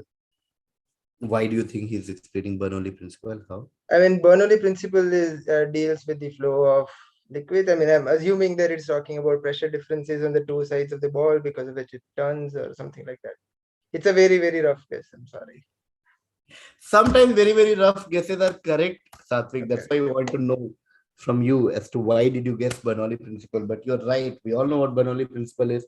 And like Satvik casually mentioned, and that the fluid in this case is the air. And everything else now explains, about the pressure difference and like pressure energy and everything. Well done, Satvik. Superb answer. 10 points there to Satvik. Shane won without realizing was actually talking about Bernoulli principle. Great. Oof. Such a great crack. Satvik gets 10 points and I go to Siddharth again. Okay, Siddharth, aerodynamics play a huge role in the bicycle race in the world, the biggest bicycle race, the Tour de France. Here, cyclists group together in a pack called the peloton. There is a technique X using which cyclists who are part of the group can save up to 40% in energy expenditures over a cyclist who isn't. A cyclist over here just needs to be as close as possible to the bicycle in front of them. Many professional cyclists get within inches of the bicycle in front of them. There is a scientific reason behind the technique X, and it's working clearly. Can you explain that? Can you explain the scientific principle we are talking about? Sir, slipstreaming. Slipstreaming. No, we'll go to Rishabh. Sir, I think this is like the same thing which what birds used to fly in a V formation. I think it's to do with turbulence of the leading bicyclist, which sort of produces like the movement. It allows for the cyclist behind to move easily and save energy because they don't really have to push through the medium much because there's already a current that's flowing from the tip of the formation. I think so. I like what you're saying, Rishabh. Principally, what you're trying to say is on the right track. Track, pun intended. No, we're talking. You're on the right track, but I'm looking for one specific word that is missing in what you said. If you can just give me that, I will close it here. Because what you're saying is essentially the funda, okay? Is it, may I continue or? Yes. Can you explain, give me that one? Is it aerodynamic? Okay, I'll come back to you, Rishabh. I'll come back to you. We'll go to Muskan. Is there something related to inertia over here that? No, not inertia. Abhishek. So this might be aerodynamic drag, since this is a streamlined body and it is reducing the drag force, like what the air is producing. So what did you say? Aerodynamic? Aerodynamic drag. Aerodynamics drag. Okay, I'll come back to you. Satvik? I don't have a better answer than what is already been said. Yeah. What Rishabh explained is essentially is right. I mean, essentially what is happening is when a cyclist moves into an area of low pressure behind another cyclist, it reduces the wind resistance and amount of energy required to actually pedal. As simple as that. They're looking for a specific word. So I'm gonna ask the experts whether I should take one more round with that one word, or should we give bulk of the points to Rishabh and close this? What do you think, Dr. Manu and Dr. Mayuri? I think Rishabh was very close. I mean, he explained the phenomena pretty much what I think you were looking for. Maybe not the exact word, but he was very much there. Okay. Yeah, exactly. Yeah. Dr. Mayuri, do you agree? Okay, cool. So then let's close this. We are talking about the word I was trying to be a little anal about was drafting, but none of you gave that. But Rishabh gave the funda. So I'm going to give 8 to Rishabh and close this. Okay.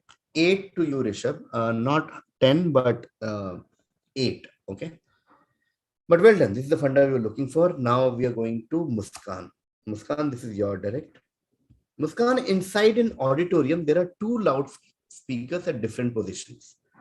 At the beginning of the presentation, loudspeaker 1 emits a pure tone with a steep attacking slope. Subsequently, the power of this loudspeaker remains constant. The listeners can localize this loudspeaker easily. During the stationary part of the envelope, the signal is very smoothly faded over from loudspeaker 1 to loudspeaker 2. Although loudspeaker 2 emits all the sound at the end, the listener's auditory events remain at the position of loudspeaker 1. This mislocalization remains even if the test supervisor plugs off the cables of loudspeaker 1. Plugs off the cables of loudspeaker 1 demonstratively. This is a classical experiment relating to an auditory illusion X. Tell me, what are we talking about? Can I just take 2 minutes? Yeah. Take your time.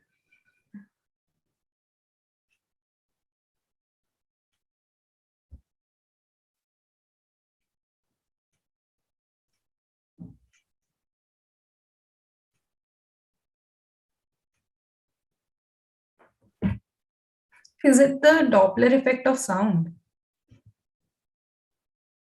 Not the Doppler effect, Muskan. We are going to Abhishek. Yes, so the auditory illusion might be the 4D sound, like the ones where you hear in one headphone and then it goes to another, sort of that. No, looking at a very, very specific answer. Satvik?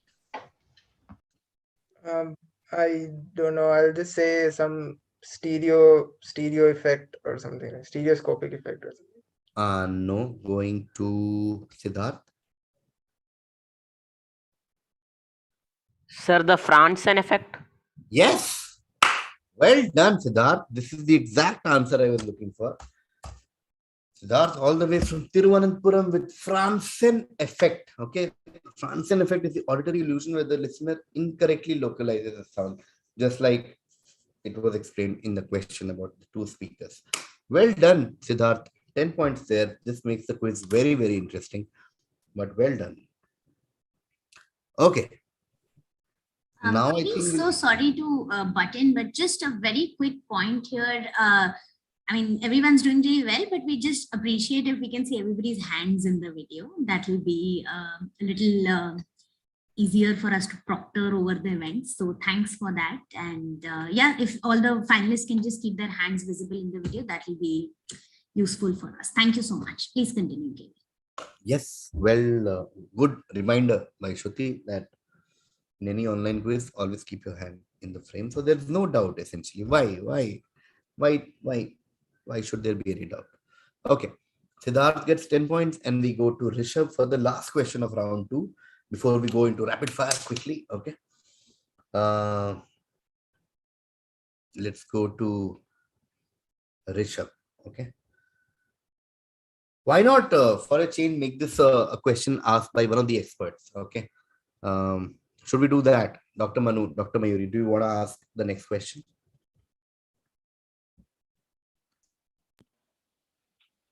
Yeah, Manu, you want to go ahead? No, Mayuri, go for it. Okay. All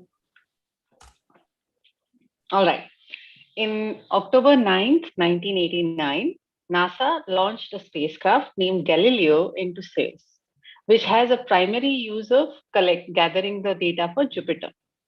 Because the distance between the Earth and Jupiter is so far, the scientists in NASA designed a special antenna for the spacecraft in order to complete the mission.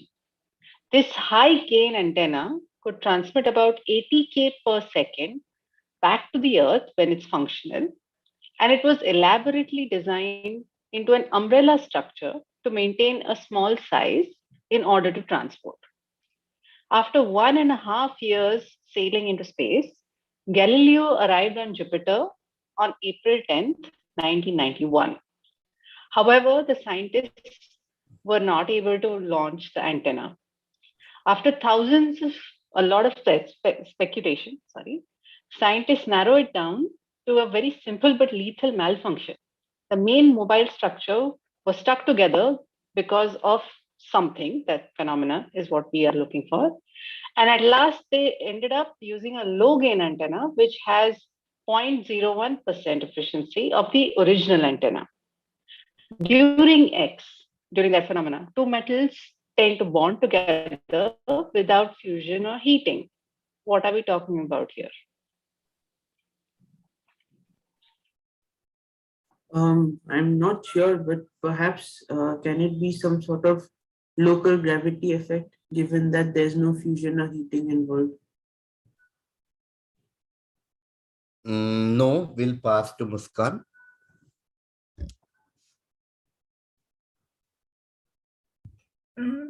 Might be some fusion effect, like you said, but I'm not sure. No, we'll go to Abhishek.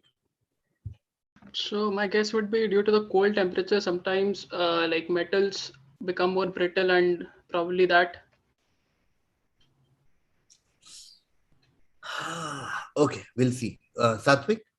Cold welding is my guess. Yes, cold welding is the exact answer I was looking for. What is cold welding, Satvik? Like due to cold temperatures, two metals stick together without heating. I mean, that's what I. Yep. Cold welding is the right answer that we were looking for. This happens because the removal of the oxide layers on surfaces of the materials being joined, and hence this whole thing that Dr. Mayuri was asking.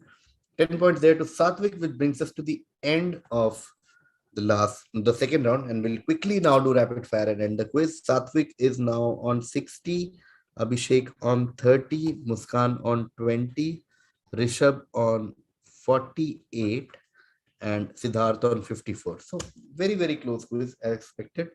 And we'll now quickly do rapid fire and end the quiz.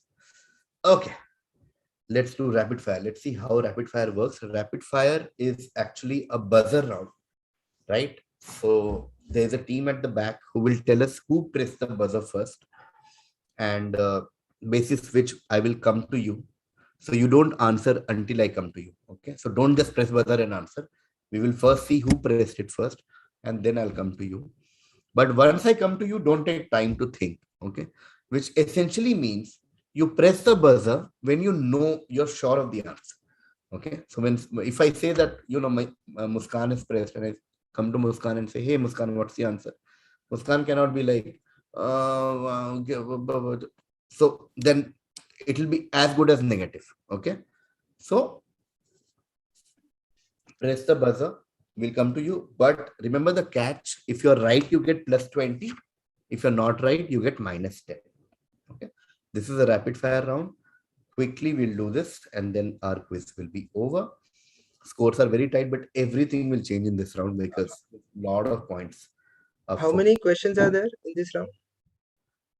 There are many, Satvik. What? Okay. Everything will change in this round. Okay, cool. Sir, can you please wait a minute? I'm not able to connect to the Wi-Fi. Sorry, Siddharth. Sir, can you wait for some time? I need to connect to the Wi-Fi. Sure. We'll only start when all 5 of you are ready.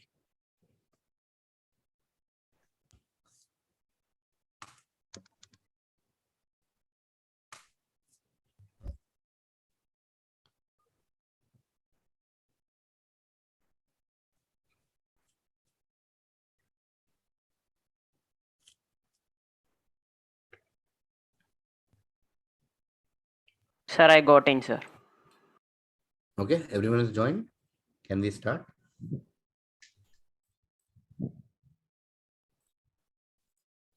Okay, all the best, everyone. This is the game-changing round, most fun round, high risk, high reward kind of a round. Press the buzzer only when you're sure of the answer. You can't press and be ambiguous or around the answer. That's my suggestion. It's totally your call. Okay, all the best, Satvik, Abhishek, Muskan, Rishabh, Siddharth. Let's begin. Question number 1 in rapid fire is this. Connect this list. Vega 1, Vega 2, Sakigake, Planet A, and Kyoto. My guess is Venus. These are all exploratory ships to Venus.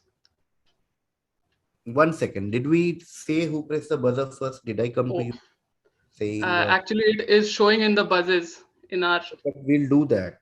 Someone from the backend team will let me know on the call. Okay. Sorry. Go to, and then we'll come to you, and then you answer. Okay. So we will not this since this was a trial ball kind of a thing, as Shane Wong would say. So we'll allow this. Otherwise, I would have given -10. So now onwards, we'll give -. Sir, also before the next question, like, can we have a live update on the scores, because that's how we play the game in the end? I will do that. I will do that after every question. I'll tell you the live update. Thank you, sir. And just anyone who's listening from the backend team, after every question you ask, let me know who to go to, because I don't want to see the buzzer thing. So we'll do that, and then we'll come to that person, and then he or she will answer. Okay, cool. Okay, next question. Wolfram is the alternate name of X. Siddharth buzzed first. Siddharth buzzed first. Okay, Siddharth. Sir, tungsten. Tungsten. Beautifully done. +20. Okay. +20, Siddharth. Now you're on 74. Satvik is on 60 and Rishabh is on 48. Okay. I'll just give top 3 after every question. If that does that work for you, Siddharth? Okay. Siddharth gets 20 points. And let's go to the next question. Glass, when heated, cracks while metal does not. Why? Rishabh, tell me. Sir, because glass is essentially a supercooled fluid, so upon heating it wouldn't crack. What? Sir, because glass is essentially a supercooled fluid, so upon heating it wouldn't crack. Abhishek next. Okay, let's go to next. -10 there to Rishabh. Abhishek. Okay, so since glass is an insulator, so the what happens is when we heat, the outer part expands, but the inner part doesn't get the heat, so it does not expand. So improper expansion results in cracking. Yes, that's the funda we're looking for. 20 points there to Abhishek. Glass is a poor conductor of heat, which means on heating, heat is not transmitted quickly. Okay, which means, like Abhishek said, it results in unequal expansion of inner and outer surface of glass, because of which it cracks. Okay, 20 points there to Abhishek, and we go to the next question. Right now, score is Siddharth on 74, Satvik on 60, and Abhishek on 50. Okay. Next question. Sorry, this was the answer to the last one. About 280 million years ago, the continents of the Earth were all one combined into one large landmass. Abhishek, Satvik, Rishabh, Muskan. This is the order. Abhishek first. Let's go to Abhishek. Abhishek. So this is Pangea. This is Pangea. Well done, Abhishek. What a remarkable turnaround from your end in this round. This is Pangea. I'm so glad I'm not at your end, guys. I know the thing that happens in a rapid fire. I've always hated as a quizzer buzzer rounds. I've always been like, 2 घंटा और quiz करा दो, please buzzer मत करो. So yeah, but I know what you guys are going through right now. The score. Siddharth, I'm only doing this for you. जिंदगी में तो बड़ा Nobel जीता और मेरे को thank you नहीं बोला ना. So I will remember. Okay. Abhishek is now on 70. Siddharth is on 74 and Satvik is on 60. Okay. Okay. Next question. Let's go. In 1916, X predicted Rishabh. Rishabh. Okay. Albert Einstein. Yes. Well done, Rishabh. What a comeback. It is Albert Einstein or Einstein Szilard or Einstein refrigerator. Actually, that question asked like what was the... What was that? I was going to refer to this. Oh, that's fine. I'm okay. Okay, that's fine. I would have given for anyone who said Einstein. So 20 points there to Rishabh. Well done. He took the risk. He got the reward. 20 points there to Rishabh. Okay. Whew. Everyone, take a deep breath. Let's go to the next person. Next question. As the Second World War was ending, a self-taught engineer working at Raytheon X was attempting to develop. Abhishek, Siddharth. Abhishek first, then Let's go to Siddharth. Abhishek. So this is the microwave oven. This is the microwave oven. What a great round this is turning out to be for Abhishek. Abhishek has already got what Satvik got in the entire quiz, just to give you a context of what's happening right now. Abhishek already has 60 points, which Satvik had after two amazing performance in 2 rounds. Okay, this is how rapid fire sometimes work. Abhishek got 20 for microwave oven. We are talking about microwave oven. Okay. Cool. Few more questions. So the score. Yes, of Siddharth, अगर तूने मुझे in that speech in Stockholm or Oslo, wherever you go, if you don't give.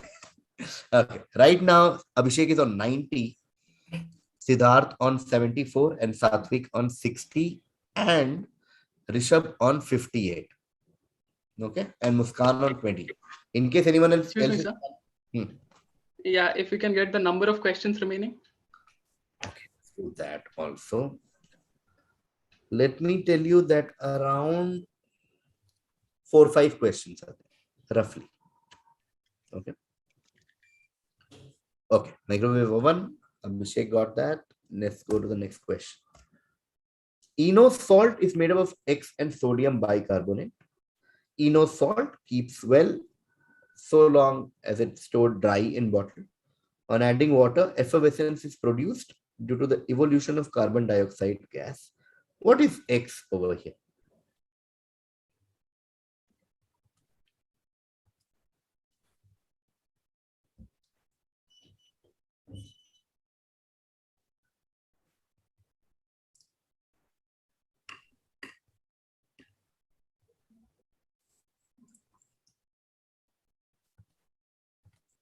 Siddharth buzzed.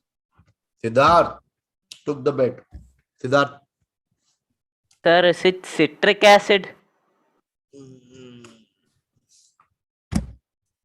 Worth the risk, but -10. Anyone else? But yeah, kudos Siddharth. As a quizzer, I would have also done the same thing because I know you're at a position where you had to take the risk. We're talking about tartaric acid and not citric acid. Okay, citric acid is a white-crystalline organic acid that occurs in many fruits, including grapes, also with bananas, tamarind, and a lot of citrus fruits. Okay, Siddharth gets -10 on this. No one else gets any positive on this. Next question, everyone, all set. Be ready with your buzzer and everything. Next question. Score: Abhishek on 90, Rishabh on 58, Siddharth on 64, Satvik on 60, Muskan on 20. X is also known as Alpha Ursae minoris. Siddharth buzzed. Yes. Let's go to Siddharth. Sir, Sirius? Not serious. -10 to Siddharth. But worth the risk. Anyone else who has buzzed by now? Talking about the brightest star in the constellation. Abhishek.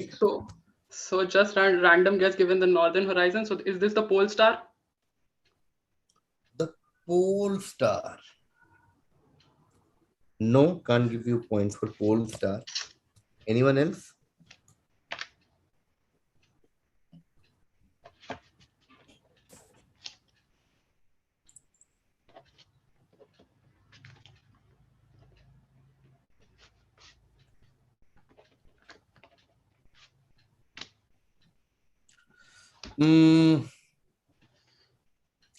Actually, I should give you points for pole star because we're talking about North Star, we're talking about Polaris, and I just realized that we also call it pole star. I was just being little more, what do I say? Anal, for lack of a better word. I was looking for Polaris, but pole star is fine. So I will give 20 to Abhishek on this. Abhishek, right? You got it, right? Polaris, Yeah. whether North Star or Pole Star. So 20 there for Abhishek, and Abhishek is nicely taking this game away from everyone in this round, taking the right risk, taking the right answers.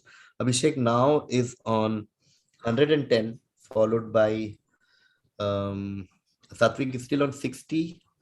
Rishabh is on 58.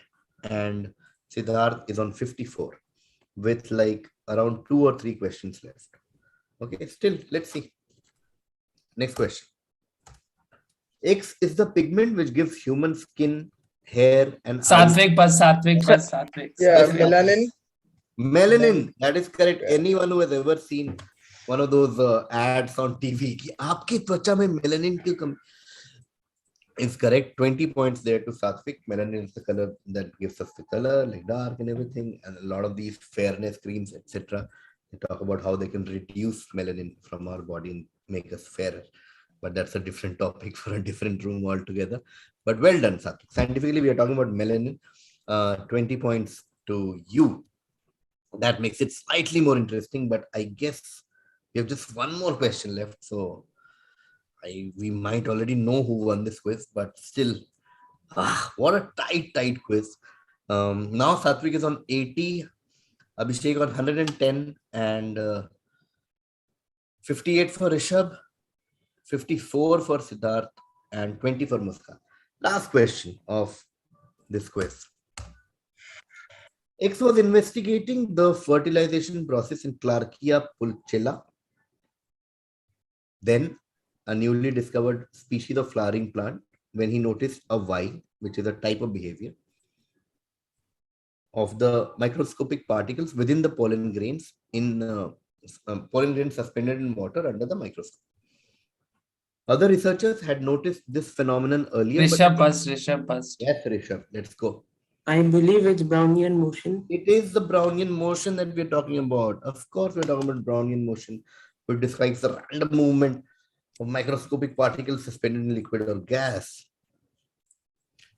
With the Brownian motion, we also come to the end of the quiz. Okay, let's take a quick look at the score. Satvik was on 60, he got 20 more, he's on 80. 110 for Abhishek, he was on 30, got 80 in this round. Muskan was on 20, she's still on 20. Rishabh was on 48, he now ends on 78. And Siddharth got plus 20, but also got 2 minus 10. So Siddharth remains at 54, which means 5th Muskan, 4th is Siddharth, 3rd or the second runner-up of this quiz is Rishabh with 78. Right there with Rishabh, just 2 points ahead of Rishabh is Satvik. Phenomenal performance throughout the quiz. Scored consistently in every round, ends on 80. But the winner of this round, this quiz, is Abhishek with 110.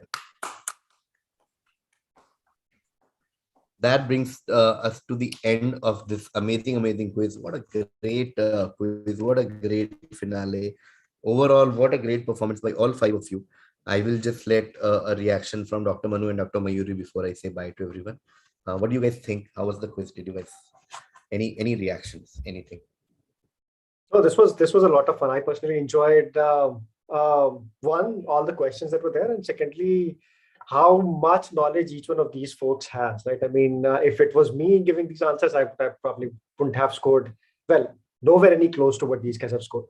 Yes. And it's very amazing to see, how amazing these school-going kids are. Siddharth and Rishabh. I mean, it's just phenomenal.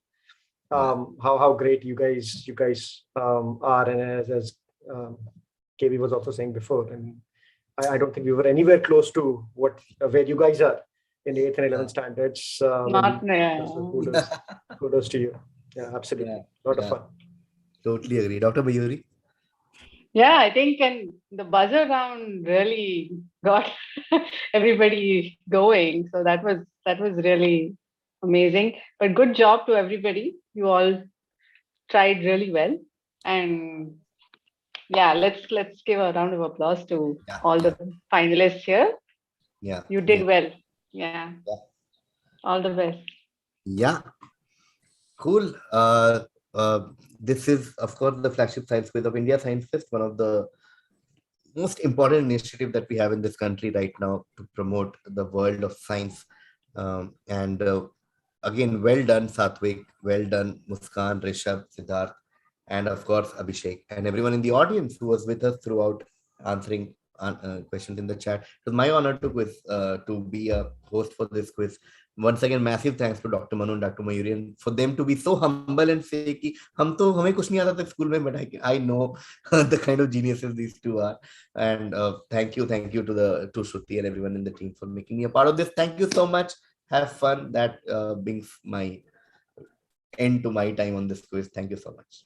So much, KV. It was such a pleasure hosting you at India Science Festival, and on behalf of the entire team, I'd like to extend a very, very big thank you to you. It was really so much fun, and you made the session so much more enjoyable, and it was really full of excitement, and the buzzer round really killed it. I'm sure that the audience was absolutely sitting on the edge of their seats because it was so exciting. And here's hoping that we're able to host KV, our experts, Dr. Mayuri and Dr. Manu, and all of you wonderful finalists, as well as the audience, in an on-ground offline setting next year. And here's hoping we actually get to meet each other and celebrate science together. Thank you so much for joining in. It was such a pleasure. It was really lovely hosting you all. And our team will also share all the scores on the leaderboard with everybody over email, so that you have access to all the scores and whatever happened throughout. So thanks so much, KV. It was such a pleasure. Thank you, Dr. Manu. Thank you, Dr. Mayuri. And thank you to all the finalists. You did a fantastic job. So huge claps for all of you. Thanks so much for joining. Thank you. Thanks so much. All right. And on that note, I will quickly just move on to the next session. I'd like to tell all our attendees that we have some very exciting sessions still lined up. The night is still young, and we have a very, very exciting lineup in the next coming hour. So without any further ado, I'd like to tell you all that we had a very interesting science fiction writing competition at India Science Festival this year.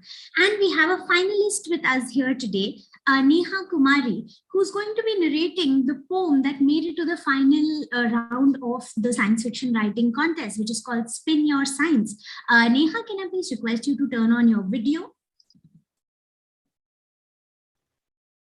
Fantastic. Thank you so much for joining us, Neha. Such a pleasure to host you at India Science Festival. Without wasting any more time, I'm sure our audience is really waiting to hear more about your poem. So please share your screen and walk us through your poem. Go for it. Yeah. Thank you, Shruti. Hi, guys. This is Neha. So I have actually made a presentation so that visualizing the poem becomes a little easier. So the title of my poem that I submitted to India Science Fest was A Galactic Bird. And without me wasting much time, I think I should go on with the narration. So it goes something like this. 1,000 years later, apocalypse occurred, leaving behind the dump we created for so many years. Not even a tiny shred of living thing could escape a destruction on Earth so great. Now Earth was up for re-establishment. An auction was organized. Creatures from faraway planets wanted to recolonize. So everyone was invited, even the species of human beings, arrived Adam and Eve. A roaring discussion occurred before the bed, everyone flaunting their plans to redecorate the property at hand. Dino parks, technoforms, domes, and so on. A mere addition to the established planet. A mere addition to the established planets back home. Adam and Eve were determined to get the humans back to life, as they believed Earth belonged to the members of the human race and all the living that once resided at that place. Bid had started while these creatures were at war to get hold of the formerly prettiest planet of them all. As they knew, destruction was temporary. A lot would be made after Earth's recovery. Surprisingly, Adam and Eve just sat there quiet. Did they have a plan in mind? The bid kept increasing to the auctioneer's delight, leaving just 3 contestants behind, the Bizarres, the Octupians, and Kryptonites. Adam got up to make an unusual request, wanted to talk to the last 3 threads. Something was cooking in his head. Democratic, the auctioneer gave him the freedom to express. He said to them, I propose that you 3 cooperate. Let us bring the human back. In exchange, we let each of you add in a sense of your existence to their race. He continued to entice, said, you'll become the strongest of them inside. as the humans are wittiest, clever, and kind. A template for you to redesign. With your help, we can build a better race, the best redemption of outer space. They seemed pretty impressed by thinking about the power they could get. However, they wanted more. After the three discussed, additionally, they said, we want to rule them all. Eve came back with an answer, said, you'll get to rule, but we have a condition. Give us a millennium to evolve them as we please. Once they understand the rules of their being, you can pronounce your supremacy. The creatures were convinced, ready to get powerful with this deal. Adam and Eve, with a grin, got what they wanted, leaving the auction with the win. Adam said to Eve, let's build the people we need. The advanced form as decided, best traits of these creatures we wanted to inculcate to fill the gaps in the known human being. So the process started. Bizarres claimed their essence first. They said, on our planet, we have a factor of unusual and unknown. With each individual, we appreciate the differences of our own. Hence, these humans should have a quality of self-appreciation and equality with all. The Octopians came second and announced, our love for nature, the beings around, makes our planet galaxy renowned. As to humans, we say, respect and love the nature they surround. Lastly came Kryptonite. They said, for us, individuals are potent when knowledge becomes their power and science is in green. So for us, humans should attain power with the desire of knowledge good. After gathering the details, Adam and Eve prepared the blueprint of revamped human beings. They felt joyous and confident, proud of their plan, started dreaming about the consequence. Earth turned out to be so beautiful with the good actions and decisions taken to steer clear from the apocalypse that happened. A successful plan and its execution. A remarkable relation of planet and its being strengthened. However, it was a dream, something that was yet to be fulfilled. Let's see how the reality breaks. Would these humans learn from their mistakes? Dream come true or ruined effort will be displayed. Something happened, an unexpected turn of events. A traitor emerged with a vicious plan. The module updated with information for the advanced human being had gone into the wrong hands. Lucifer, the owner of abandoned planets, when received the news of the truce, to gain the power of Earth, three wealthiest came together and made him lose. Because if the bid had gone through, he would have made his biggest cut too. Hence, he decided to ruin their plan. As a revenge, he stole the module and deleted the features of enhancements, reverted back the blueprint to the original human, heightened their negative attributes, and placed the module back in its hood. Alas, the day arrived when the enhanced human was put on Earth. Carefully for a few years, on every move that humans made, Adam and Eve closely observed. But soon they could sense a chain of events being off course, making them suspicious about something being wrong. However, they wanted to sit and explore, as they were confident about their born. But Lucifer's plan was a success. Humans were at the worst form that they could have get. Adam and Eve were shocked, and the creatures who wanted to rule had fled. Adam and Eve tried to fix. They checked the module to see what they had missed. The blueprint they had constructed was different from the original design. Puzzled how this could have been, they sighed. Though contemplating their moves and ideas, they were hoping human soul will change on its own to the love of their planet they behold. But the dream, the plan, and the redemption all were ruined. Apocalypse occurred soon again. An auction was arranged. Lucifer spoke and said, these humans are not going to change. Eve jumped into the debate and told Lucifer, you don't make the mistake of undermining humans in this way. Adam in her support said, a soul they possess, capable of a lot more than anyone expects. However, Adam and Eve were disheartened with what had happened. They still had hope and dreamt of what it could be, an earth with humans in harmony. Thank you. Thank you so much, Neha. That was beautifully narrated, and I must compliment you. I mean, it's one thing to write a poem, but it's another thing to narrate it in front of such a big audience. So very well done. And here's hoping that, I know you're one of the top 10 finalists. Here's hoping that the best person wins the competition. And thank you so much for participating. It was such a pleasure to host you at India Science Festival. And here's hoping you keep writing more science fiction in the coming years. Thank you so much. Thank you. Thanks, Neha. And with that, I'm very excited to invite on stage Professor Andrew Maynard and Parth, and they are going to be in conversation for the final fireside chat for the day. Could I please request Professor Maynard and Parth to kindly turn on their videos? A very quick introduction for our guest of honor here today. Professor Andrew Maynard has joined us from all the way in Arizona State University. He's a scientist, an author, a communicator, and an internationally recognized expert and thought leader in emerging technologies and their socially responsible and ethical development and use. He currently serves as the Associate Dean of Curricula and Student Success in the ASU College of Global Futures and is director of the ASU Risk Innovation Lab. He is going to be in conversation with Parth, one of our ISF backend moderators who's going to be interviewing him. Parth is joining us from IIT Roorkee, where he's studying as a master's student. And this is going to be one of our very exclusive ISF book talks. Professor Maynard, needless to say that we're very, very excited to host you at India Science Festival. And the topic that we're going to be discussing today is of such importance. So many of our attendees are very, very excited to put in their questions to you. We'll be relaying their questions via Parth. We'll be taking them from social media, YouTube, where we're relaying this event live. And we'll ask you all their questions toward the end of the session. So without any further delay, Parth, over to you. Take the fireside chat ahead. Thank you, Shruti. Thank you so much.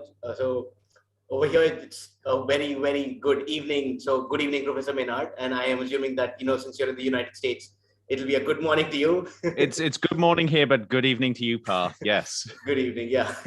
So first, for all the audience members, I read your book. So I read Professor Maynard's book called Futurizing. And it has been a wonderful read. So I'm an avid reader anyway, and I love to read. And I have not read a book like this in a very long time. And throughout the course of the chat, you guys will find out exactly why I say what I say. So, since Shruti's given us such a wonderful introduction, let's just jump into the chat. So, sir, the first question that I wanted to ask you is, in your book, you've written, and there's this very beautiful quote that I'll be picking up from the book, that for every oscillation, every turn of the atom electron spinning top, emitted light waves slice like a metaphorical knife between what has just been and what's to come. Without light, there is no past and no future. And without the past and future, there is no light. So, Professor, how do you reconcile the circuitous nature of these two phenomena in relation to the one directionality of our movement in our lives? This is such a great question. And I should start off by saying, first of all, thank you for picking out that quote. I love that phrase and that imagery. But I also want to say, I was listening to Neha's talk, and she fit this up perfectly, talking about sort of our relationship with the future and how so many things can go wrong, but there's something in the spirit of humanity that gives us hope for the future. So that was a perfect setup. And then when you look at this relationship between atomic oscillations and light and the future, and as you say, that the circularity of this, there are so many aspects to this. So the first thing I would say is it's not so much circular as it's integrated. There is a deep integration between how our world, how our universe works at the atomic and subatomic level, and how it operates, and how then we fit in with this universe, and how we're actually part and parcel of time. So that idea of light being almost the metronome of the universe, but being connected to matter, is simply an integration of the fact that we're caught in this flow of time going from past to future. But of course, it's far more than that, because as you begin to look at this, this idea of circularity, first of all, it touches on what we're beginning to understand of the nature of reality, especially coming from quantum physics, where things aren't quite as linear as we think. They look linear simply because we're creatures of time. We're caught up in this time. We always pass from past to future, one step at a time. But the universe is way more complex than that, way more circular than that. And that raises all sorts of very interesting questions about our relationship with the past and the future. And of course, it allows our creative imaginations to go wild here, because that then begins to get us to think about, well, how are the past and the future integrated? Are there ways of thinking about this that completely transcend how we usually think about cause and effect? And this is really important. If we're going to understand how we affect the future, we've got to have this sense of imagination and creativity with how we see the world we live in. Yeah, I think that answers the question wonderfully. And I just love the quote that you said, that light acts as a metronome for the universe, because it's quite apt in the way that, because it is the sounding board on which all life and all of time just exists, and how we move on with everything that we do. So and just building on this, the central idea, and especially as it was narrated so beautifully in the poem as well. So in your words, how important is humanity's role in increasing the overall entropy of the universe? Because as you mentioned in the book so beautifully, that humanity is this sort of, by weird chance or through some overlying enterprise, we have been put here to increase the entropy and sort of fast forward this process. So how important do you think that is? So this is such an intriguing idea. And I should say at the outset, I think actually humanity is so small at the moment that we're probably just a pinprick on the canvas of the universe, even when it comes to entropy. But the idea here, it's grounded in physics and the nature of the universe. So entropy, as I say in the book, is one of those concepts which is deeply misunderstood by so many people, to the frustration of physicists. But essentially, it's just about the usability of energy. And we know from the laws of the universe, almost the immutable laws, energy becomes less and less usable over time. This is the increase in entropy, until eventually one of the potential future scenarios of the universe is that all the usable energy has gone. We end up with heat death.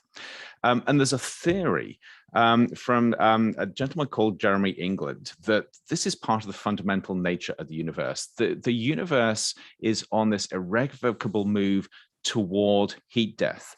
And the faster it can get there, the more this is in line with how the universe is. And so this theory says that there are going to be circumstances where things happen that speed up this movement towards heat death. And there's a very compelling argument that actually humanity and life are part of the speeding up process. If you look at what has happened through the formulation of DNA, leading to all the various plants and animals we have, and the evolutionary process over the last several million years, all the way through to human intelligence, every step in this process has increased the rate in which we use up energy. And you look at humanity now, we are incredibly good at using up energy incredibly fast. Now, we're still very, very small on a universal scale, so I don't think it's going to make much effect. But this is the important point. It seems like there's something in the design of the universe that encourages the emergence of systems such as DNA, of life, of intelligent beings that actually accelerate this pathway toward heat death. And the irony is we actually benefit from this because we get to live our lives while we're using up this energy and accelerating this death point. I think that sums it up wonderfully, that at the grand scale of things, maybe it doesn't make that big of much of a difference. But to us, it's so crucial. And I mean, yeah, it benefits us, so why not? Right. And it raises all sorts of philosophical questions. I mean, should we be using more energy? Definitely. Should we be pulling back? What does this mean to sustainability? What does it mean to the nature of being human? Yeah, so the book as a whole, it talks about our mastery over cause and effect, and how by default it's not benign. So what do you think is this secret ingredient that you would urge the future generations? Because a lot of the audience members here are in high school or are the scientists and future leaders of tomorrow. So what is the secret ingredient that you would urge them to sort of nurture so that they can tip the scales in favor of having Yeah, a more so beneficial relation. This is such an important point. So to me, there is a secret ingredient or a secret sauce. And it's having, in fact, actually it's two parts. It's having a broad understanding of how all our different types of knowledge and expertise come together to understand the results of our actions. And it's having a sense of responsibility to the future, understanding that everything we do in the present has ripple effects into the future. And I say this because you look at a number of indicators that indicate that we're at a profound tipping point in human history. And we're seeing things happen that have never previously happened in the history of our species. So in the past, we know cause and effect means you do something and in the present and the consequences in the future. And those consequences can be bad, but there are always downsides to those consequences. But in the past, we've survived as a species because we've had enough time to course correct. Every time there's been a bad consequence to our actions, we've had enough time to innovate our way out of it, to come up with more solutions. And that's worked incredibly well, even through the last 200 years of the Industrial Revolution. We've seen an incredible number of bad effects on our lives, on the environment. In fact, actually, it's very true that if you look at almost any bad thing in the world, it's got its roots in a previous good idea in a previous generation. Definitely, yes. Yeah. So we've been living in this world, but the trouble is things are accelerating so fast now that we're losing that ability to course correct. So all of these consequences of our actions are building up so fast that if we're not careful, we're going to have catastrophic failure. That means we need to think differently. It means that the thinkers and actors and doers and business leaders and scientists and technologists of the future are going to have a completely different skill set and a completely different way of thinking. And that way of thinking means they need to understand the consequences of their actions from a very broad perspective. They need to, if they're scientists, they need to talk to people in the humanities. I would even say you need to talk to people that have got a religious background, not necessarily because their beliefs are right, but because they have a way of thinking and understanding which is valuable to helping us understand our relationship with the future. This is going to become more important than ever. I think that brings up a beautiful point, that how as a species, as a whole, we have to be more open to new ideas. And the easiest way to get new ideas is through conversation, that you talk to people whose backgrounds are very different from your own. This is just so important. If you don't have those conversations with people that see the world differently, you will never see those opportunities to actually build a better future. Definitely, yes. And so this brings me to the next point, as you mentioned here as well, that many of the disasters that have happened have to do with something that we did, which we thought is a good thing somewhere in the past. Right. And this is just about how, so the question, what I wanted to ask is basically in the book, in Futurizing, you talk about how we misdisplay data, that we take the data that we have from some good event, and then it's misconstrued to show something else. And it is one of the biggest examples that we have is the Moore's law, that we use, the exponential curve, where we misdisplay data. So how detrimental do you think this has been in the past with all of these? And going ahead in the future, do you think we have learned from these, or it's going to continue? I don't think we've learned at all. And this comes down to how we persuade people about different ways of thinking about the future, and how we're fooled by data and how data are presented. So you mentioned Moore's law. Moore's law is interesting. So it's this idea that it goes back to this pioneer of the electronics industry, Gordon Moore, who predicted many years ago, or he didn't predict, he said there seems to be a trend that, I forget the exact numbers, but it's roughly every year, the power of computing, and in fact, he looked at it in terms of the number of transistors or switches on a circuit board, doubles periodically. And he says, this seems to be a trend here. Now, what happened with Moore's law was that the semiconductor industry decided that this is a good guide, so they're going to make it happen. They actually came up with a road plan to keep on track with Moore's law. Unfortunately, other people looked at this, and this is an exponential increase because you're looking at a doubling over a set period of time. People looked at this and they drew a line into the future and said, well, if this continues to carry on the way we're going, it's not going to be that long before we have computers that can model the whole human brain. And not so long after that, that we're going to have computers that are vastly more powerful and more intelligent than people. And they did that by drawing this straight line from the present to the future. The trouble is, exponential extrapolation, which is what this is almost always wrong, because it's one of those trends that we know from physics just cannot continue. There's always going to be a glitch in it. And what happens is these exponential trends, and you hear this all the time with technology innovation. People say technology innovation is expanding or progressing exponentially, which means that just in 10, 20 years, the world is going to be utterly different. It never works that way. And the danger is if we fool people into thinking it does work, we make really bad decisions in the present based on the future. If we've got enough time, I want to give you another example of that. So another example is conversations around population growth. So you go back to the 1960s, and there was a lot of concern about the exponentially increasing population around the world, and it was exponentially increasing there. And the exponential extrapolation said that by the time we get to the end of the millennium, so we get to the 2000s, the population of the world will be so great that everything will collapse. We'll end up in apocalypse, quite literally, because we won't be able to support this many people. And they did it through exponential extrapolation. We know that that was wrong. And we know it was wrong because any sort of event like that is self-limiting. You cannot assume that things grow forever. And there's a beautiful example of this. And I'm actually going to refer to another of my books, Films from the Future, where I talk about a very, very silly movie by Dan Brown. Called Inferno. And it's a book that's about population explosion. And there's a model there, which is actually a model from the real world. It's called Bartlett's Beaker. And this is the hypothetical scenario. This person, Bartlett, said, imagine you have a beaker. And it's 11 o'clock and you put one bacterium in there, and that bacterium doubles every minute. It divides and doubles every minute. And at 12 o'clock, that 1 hour later, that beaker will be full. So this is exponential growth. Every minute, the number of bacteria double. And he asks the question, if you start off with one bacterium at 11 o'clock and at 12 o'clock, the beaker's full, at what time is the beaker half full? And you do the mathematics and you discover that it's 11:59, 1 minute to midnight.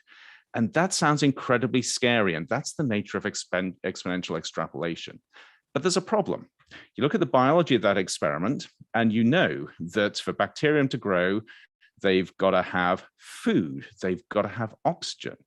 And at some point very early in that experiment, they're going to run out of oxygen, they're going to run out of everything they need, and the population is going to die and crash. You will never see that exponential extrapolation. And this is the difference between simple mathematics that project into the future badly and wrongly versus reality that looks at other factors. And you can see if you begin to make decisions on the future based on hypothetically what might happen based on flawed mathematics, you're going to make some really bad decisions. I think that's very cool, well put. And this example brings it up very, very aptly that, you know, mathematically it goes one way, but if you think of it in a very real scenario, it's just not going to work out that way. That there are so many other factors involved that you just cannot think of it that way. Which brings me to another question that I had when I was thinking of your book, that so whenever we talk about all of these exponential growths and when we come to data, there's so many other factors and so many risks that you have. So so some of these risks are obvious. For example, in the bacteria example, we know that they'll need food and oxygen, but there's a lot of other often risks. For example, in this bacteria one, now we wouldn't think of it, but even bacteria would need space, right? So now when we think of these often risks, our mind is, because of as the name suggests, we're not able to fully grasp the extent of these risks. So with your vast experience in the field, since you've been working in it for the better part of a decade now, so what are the most obvious often risks that you think most people often overlook? Yeah. And I so just to sort of underline that, my work talks a lot about what we call as orphan risks. So these are the risks that are really important, but people tend to brush them to one side or forget about them, and usually to their detriment. And the problem is with risk, We have learned to think about risk in terms of things that are going to harm our health, things that are going to kill us, things that are going to hurt the environment, or things that are going to make us lose money. Those are the four categories that we're actually pretty good at dealing with risk in. But of course, the things that are important to us, either individually or in our society, go beyond that, way beyond that. So you've got things such as happiness. Something that threatens your happiness is a risk. Your sense of identity, who you actually are, if something threatens that, that's a risk. Your dignity, if something threatens that, that's a risk. And you think about the things that truly motivate people. And more often than not, it's things like their sense of self and sense of dignity more than these other things which are important. So these are the orphan risks that we are not trained to understand and we overlook. But as the world becomes more interconnected, these are the risks that become increasingly important. And so one of the things that we've really got to understand is how we look beyond the obvious when it comes to risk and navigate the non-obvious. And many of these orphan risks are social risks. And that means if we're really going to be successful in the future, we've got to be talking with people who understand society. They understand how people work, how society works, how to identify and protect what is truly important to us. Now, there's one important aspect to this, and that is there is always going to be risk. There's a temptation to say the world will be great if we can get rid of all risk. It's a very bad perspective, simply because there is a way of getting rid of all risk, and that is to be dead. Once you're dead, all risk is gone, but at the same time, you've lost everything that's important to you. So we've got to have a mentality where we say there's always going to be risk, and we need to learn to live with it and navigate around it so we protect what is truly important to us. And that is what I think we've got to start helping people understand and learn how to work with. I think that's very well worded. Thank you, Professor. And so when it comes to this, that risks involve conversations to be able to take over. And so it basically leads to this fundamental inertia against change that people have. So what do you feel is that one catalyst that brings people out of their fixed mindset and one to one that can adapt finally?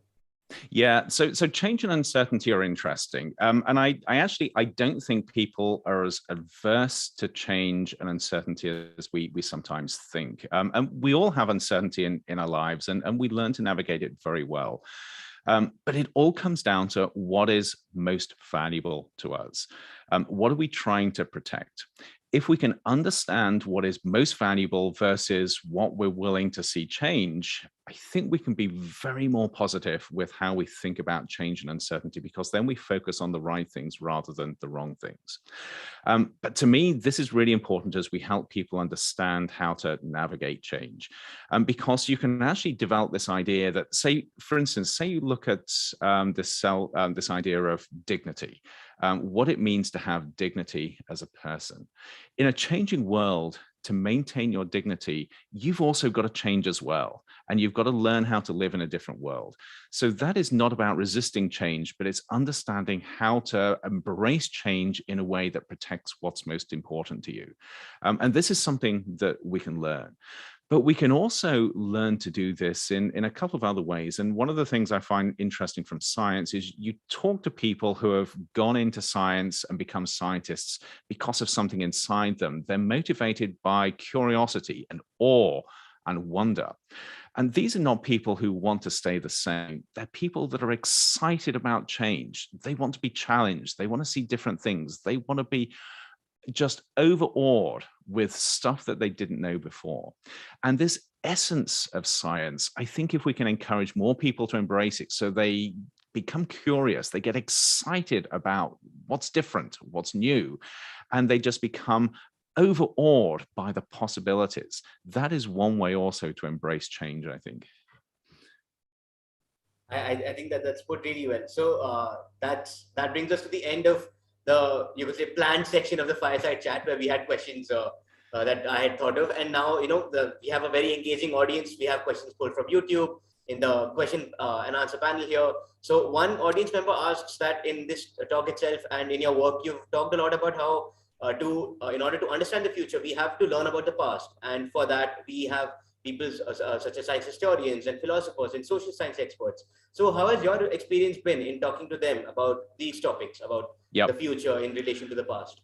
So I cannot emphasize how important it is to talk to people that have studied the past and understand it, but most importantly, studied the nature of humanity in the past. There are some caveats here. So we cannot simply rely on the past to chart our way forward to the future. We've got to be more sophisticated than that.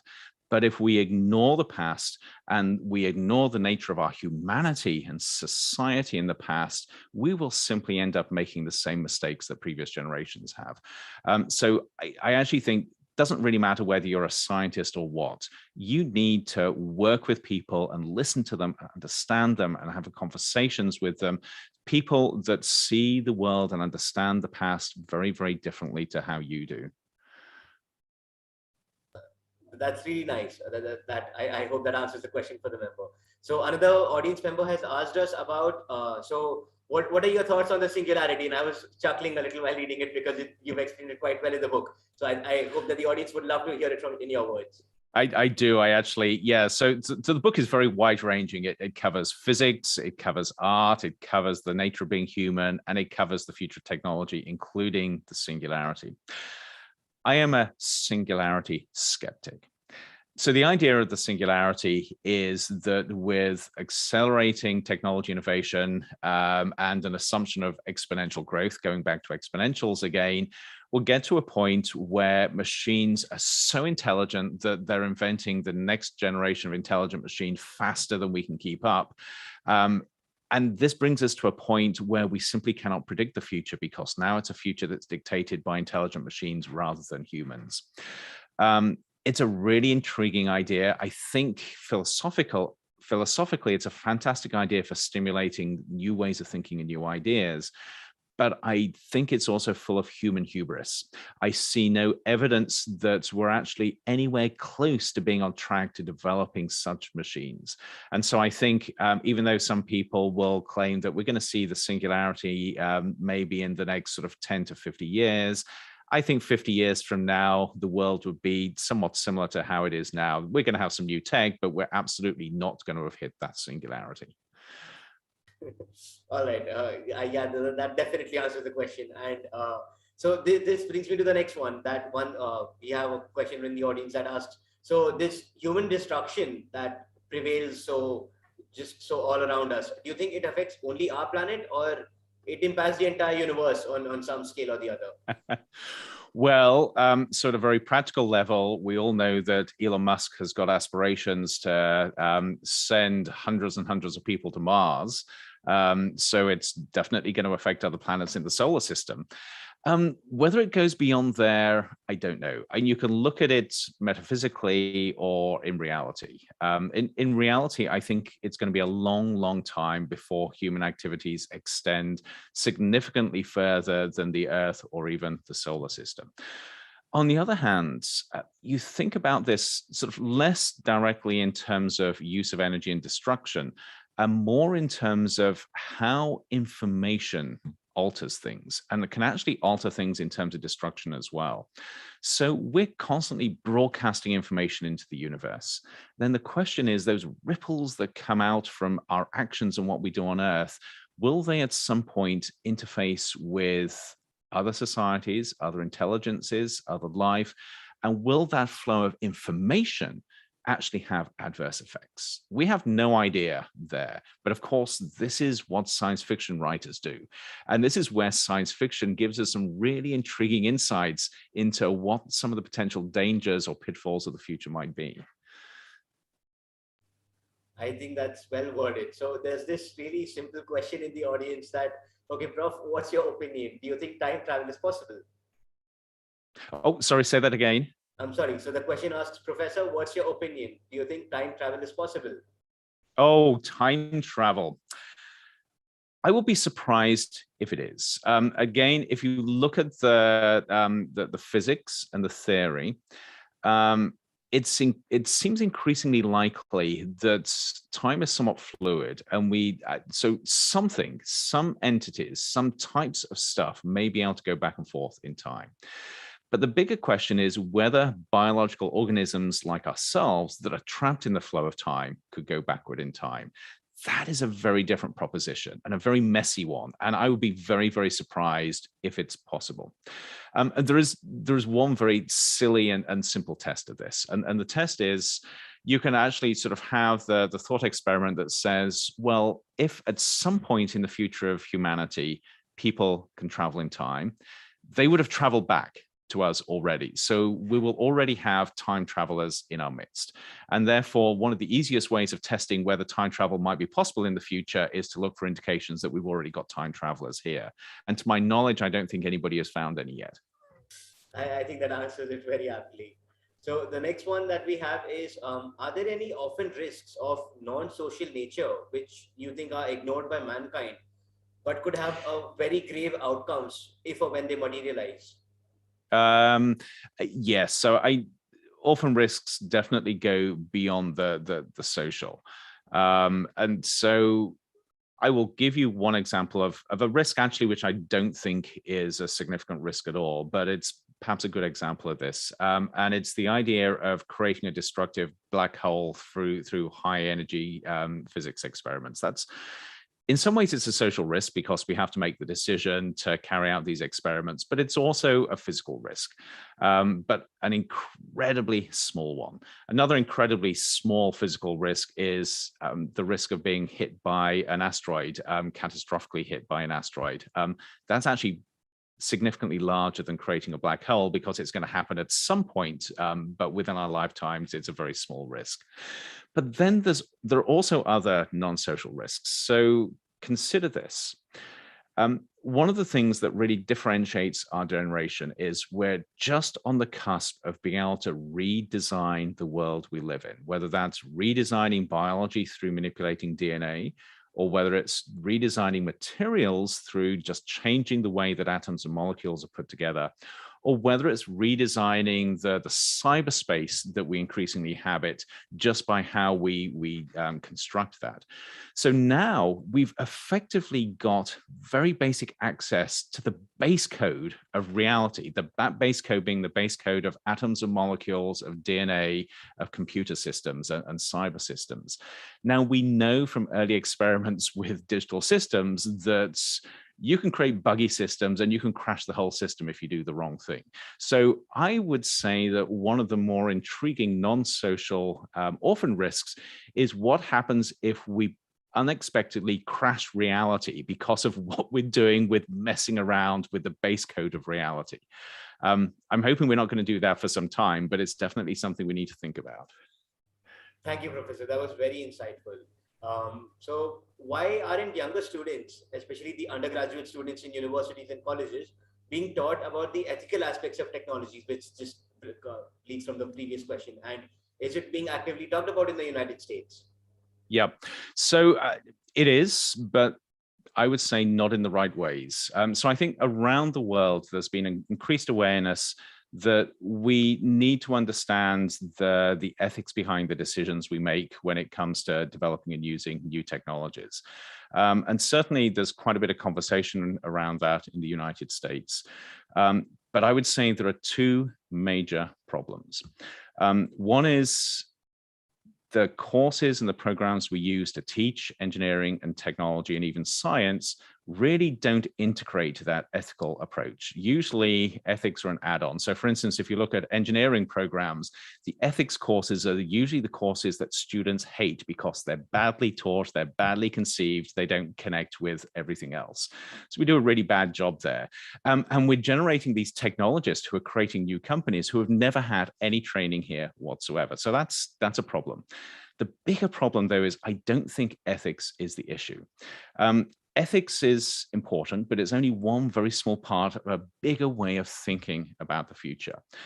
Most importantly, whoever we're educating, whichever field they're in, if we assume that everybody potentially has the ability to impact and change the future, we need to be helping them understand how to do that responsibly, how to make responsible decisions, how to think responsibly about the consequences of their actions as future builders.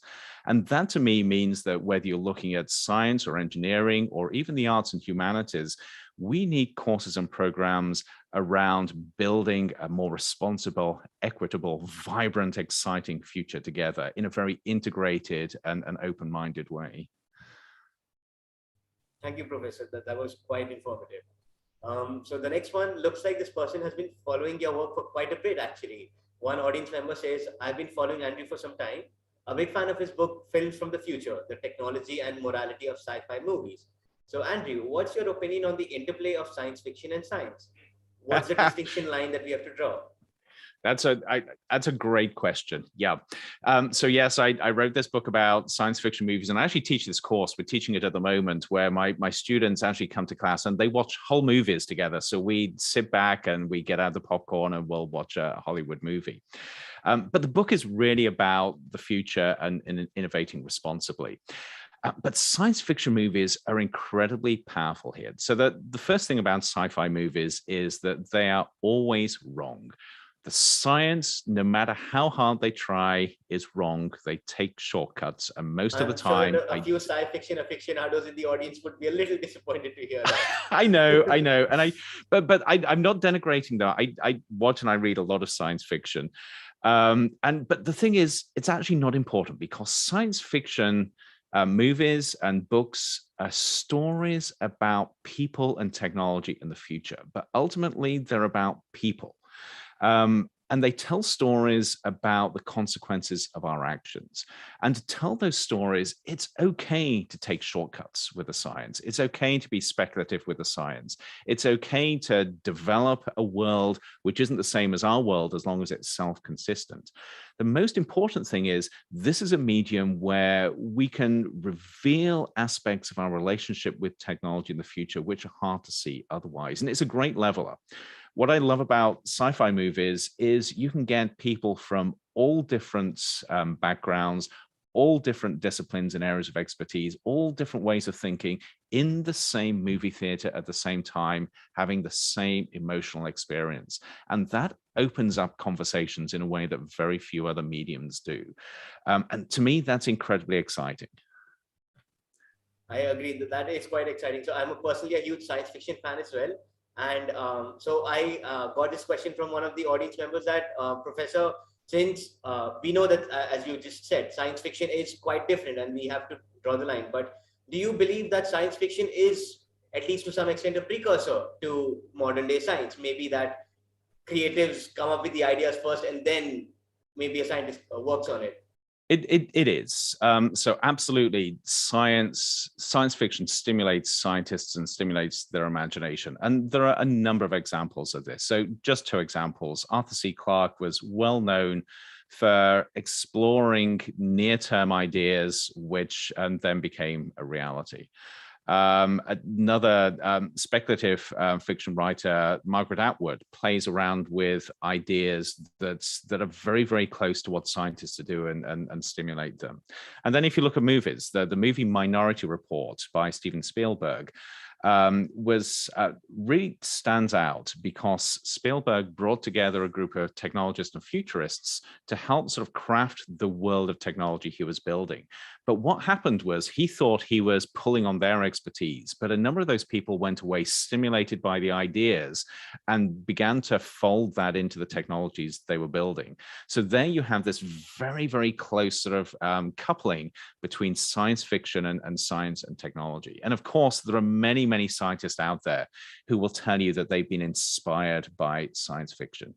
I would say that if you look at all the ideas in science fiction, a very, very small number of those ideas actually come out into reality. But that doesn't matter, I think. I think it's the creative stimulation, the catalyst behind those ideas that is important in science. That is very insightful, Professor. So one audience member asks, and looks like he's been following your work for quite some time, that what is exactly a risk innovation lab? So it's tempted to say we find innovative ways of creating new risks, which of course it's not. my work around risk innovation starts off from the perspective where we say that the ways we have thought about risk in the past are not only very conventional, but they're not really fit for purpose for the future we're building, because the future is so different than the past. And therefore, if we're going to thrive in the future, we need to innovate in how we think about risk in exactly the same way as we innovate around technology. So for instance, this idea of orphan risks is a risk innovation because it's an innovation in how we think about and conceptualize risk. So this is what we do in the Risk Innovation Lab. We think in creative and innovative ways about how to approach risk differently as we build the future. I think many members in the audience are just happy that we're not coming up with new ways to just find risks to our I know, now. yes. So, Andrew, would you mind giving us a sneak peek into your next book? What are you busy with at the moment? Oh, goodness me. So I've been playing around with a number of ideas here. So I'm not quite sure which way things will go exactly, but I'll give you two of them. So this is really a sneak peek that nobody has heard before. One idea I've been playing with is getting a sense of how people are really thinking about the future, but not the prominent figures. So we hear a lot from futurists, for instance, about what they think the future is going to be like. We hear very, very little from people that are marginalized. So people in marginalized communities, maybe people that haven't even graduated high school, people that usually aren't sort of front and center of those conversations. And yet they still have a stake in the future. They still have visions of the future they would like. And at some point, I would love to write a book about their perspectives, the voices that you'd never hear talking about the future. So that's one possibility. But there is something else which I'm working on at the moment, which will probably sort of feed into my next book. And it's a concept about how we think about the future. So and this is very, very new. So I haven't even formulated these thoughts fully yet. But one of the challenges we have about the future is we either tend to think optimistically about the future. So we say everything's going to get better. Humanity is just going to solve all its problems and we're going to create a utopia. Or we go the other way and say, humanity are just incapable of building a better future, so we're going to end up in disaster. And this is the approach that says we've got to stop doing bad things. When we talk about sustainability, we've got to stop doing stuff. When we talk about responsible innovation, we've got to stop innovating. We've basically got to go back to some sort of hypothetical sort of halcyon past where everything was great. None of those perspectives work. So I wanted to come up with a concept where we can get this idea of excitement and vibrancy and richness about the future at the same time as thinking about how we do this responsibly. And the idea that I'm playing with at the moment actually draws from food. So we all know what umami is in food, that sense of richness that gives food deep value and gives us deep pleasure as we eat it. And I'm really interested in the metaphor of that with the future. Is there such a thing as social umami? So social umami to me is the essence of society that allows us to find meaning in the future we build. So there's a chance that that might be the focus of my next book. That sounds very interesting, Professor. I can't wait to read it when it comes out. So, Professor, one question that we have in the audience is, if science fiction ideas simulate current ongoing science experiments? Some do. You have a vast range of science fiction writers, but you absolutely have some who are following the science closely and really just sort of asking questions about where does that science go. So this is really getting closer to speculative fiction, which is some would say it's a subgenre of science fiction, some would say it's slightly different. But you are absolutely seeing some science fiction writers who are building on current science and just asking those questions, what happens if we go one or two steps further? And that's some of the most interesting and exciting literature out there. That's quite interesting, Professor. So do you ever think we'll reach a point of Armageddon where robots take over our lives? Yes and no. So I do not, and if you've watched the movie Terminator or similar movies, I do not think we will find and get to that point. I mean, it's very tempting to think that we will create supercomputers that decide the one thing they really can't stand is humans and they try and get rid of us. I don't think we'll get there because that's very human-centered. It's very hubristic. It's assuming that machines are going to think and act like us, which they almost definitely won't. It's also somewhat defies the laws of thermodynamics in terms of how we build those. What I do think, and this is what really concerns me, is that we'll create machines that learn how to manipulate us. And this is something else I talk about in the book, Films from the Future. So if you think, we like to think that we're all logical, rational beings. We understand the world logically, we make logical decisions. And yet, all of us are full of cognitive biases. We're full of blind spots. The ways we make decisions are actually, they're not scientifically logical most of the time. It's just that we back justify them. And that means that we're very easy to manipulate. You see this at the moment with fake news, with persuasion in society, with how people latch on to very strange ideas in society. This is human nature. Now, what happens if we create an intelligent machine that isn't subject to these biases, but really understands human biases? That then gives it a lever to manipulate us. And if this machine has a set of goals where it can see it can manipulate humans to reach those goals, why would it not do that? This, to me, is a scenario which is actually very plausible. It could be good if we actually have benign machines that help us overcome our biases, but it could be really bad if we're being manipulated by machines. And I write this in the book. If we're manipulated by machines that make us fall in love with them, and this is the weird thing, they make us fall in love with them to the extent that we will do anything for the machines. That is not implausible. That is really something to think about, Professor. And Professor, so we are well aware that we have to keep the time in mind. So maybe we'll just take the last 2 or 3 questions now. And Professor, this is something I've been thinking of. Your book, as you say in the foreword as well, it's more like a beautiful collection of short essays. Yep. And I found that quite insightful. And especially, I must say, the way that those essays are portrayed, how, sorry, you have one essay and it just leads into the other, quite often with the last word being the topic of the next one. It's quite beautiful. So is that how you started with thinking about this book, or is that something that organically happened? It started fairly early on. That wasn't the original intent, but as I was thinking about this and thinking about how do you capture a multifaceted idea of what the future is and how we think about the future and how we're connected to it, I started off trying to look at all the different aspects of the future and our relationship with it. And I came up with a list of 70 or 80 of these. And then I got really interested in the metaphorical idea of capturing the essence of time and the future in the format of the book. And so that led to the idea of having 60 chapters. So 60 chapters representing the 60 minutes in an hour. So this is the progression of time. And trying to develop a narrative, a story around those 60 chapters. So that was the first step.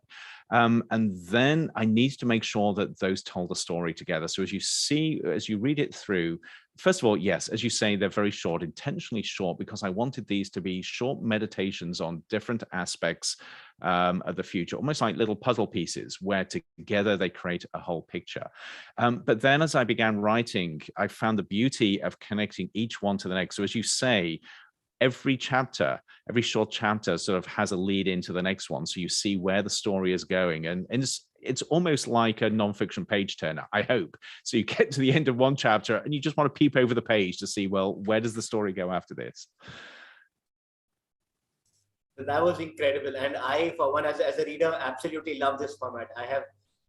I can honestly say I cannot name any other books that I have read that use this format so beautifully. So Professor, you work extensively in nanotechnology. So can you shed some light on the current global initiatives addressing the responsible development and the ethical use of nanotechnology in today's world? Yes. So this has actually been a very interesting journey. So of course, nanotechnology or real world nanotechnology it's simply advanced material science, where we're learning how to put atoms and molecules together in very sophisticated ways to create materials with new properties and materials with new capabilities. And very early on in the global development of this is going back 20 or so years, people realize this is such a powerful technology that if we don't think about the consequences, we're going to get it wrong and we're going to lose the trust of people that we hope will use the technology. So early on, there were conversations about what does it mean to do this safely and responsibly? And that led to everything from regulations that determined what companies can and can't do to, and this was more important to me, companies themselves really realizing that if they're going to have a good and a safe and a profitable product, they have to think about the consequences. Now, things have sort of gone a little bit sort of awry over the last few years, but I would say up to 5 or 10 years ago, we had a global landscape where companies were largely doing the right thing with nanotechnology. They were pushing the technology forward at the same time as thinking about how to do it as safely as possible. These days, people talk less about the safety of nanotechnology. That may be because we've actually solved this and everybody is behaving safely. It may just be that people have forgotten to ask those questions and need to be reminded. But the good news is we haven't seen any disasters yet. We've seen really intriguing advances come out of nanotechnology without too many of the downsides. So maybe we did do something right. That's quite insightful, Professor. Thank you. So, Professor, as you yourself are a prolific science communicator, what about this field excites you? The field of science communication or nanotechnology, or how big and broad? As broad as you want it to be. Yeah. So I would say two things there, and I'm just thinking about sort of science communication more generally. The first thing is, and when I talk about science communication, it's really empowerment and engagement. So I communicate with people to empower them to see the world in different and powerful ways and to make decisions which benefit themselves. And to me, this is incredibly important because we have a bunch of experts around the world that have a lot of knowledge in their heads. If we're going to build a better future together and everybody is part of building that future, we need ways of getting that knowledge out of their heads and into the heads and into the hands of people that are part of building the future. That is an incredibly important aspect of science communication because everybody is part of this enterprise. But the other part is just inspiring people. I went into science because I was inspired by it. I was just awed by the wonder of science and discovery. And I want as many people as possible to have similar experiences. And so we sometimes forget this. It's less about what you can do about the science and more about how the science makes you feel about yourself, about the world you live in, about the future you're building. And I would love to see more people get involved in science communication just to excite and awe and thrill people and help them begin to discover that awe and wonder for themselves as well. Thank you, Professor. That is really heartwarming and inspiring. So just one last question before I have to finally hand you over to Shruti. So how was your experience at India Science Festival? And what is the significance of public engagement platforms like ISF in bringing credible science to the masses? Of course, so this has been a fantastic conversation. I would say that anyway, but genuinely, so first of all, I've loved this. I've loved engaging. I've loved the depth and the sophistication of the conversation. I've loved the fact that we've had such great questions from the audience. But more broadly, the platform is so important.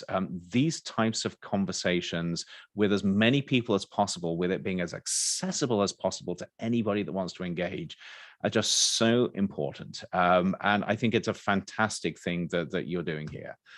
So huge, big thumbs up all around for this.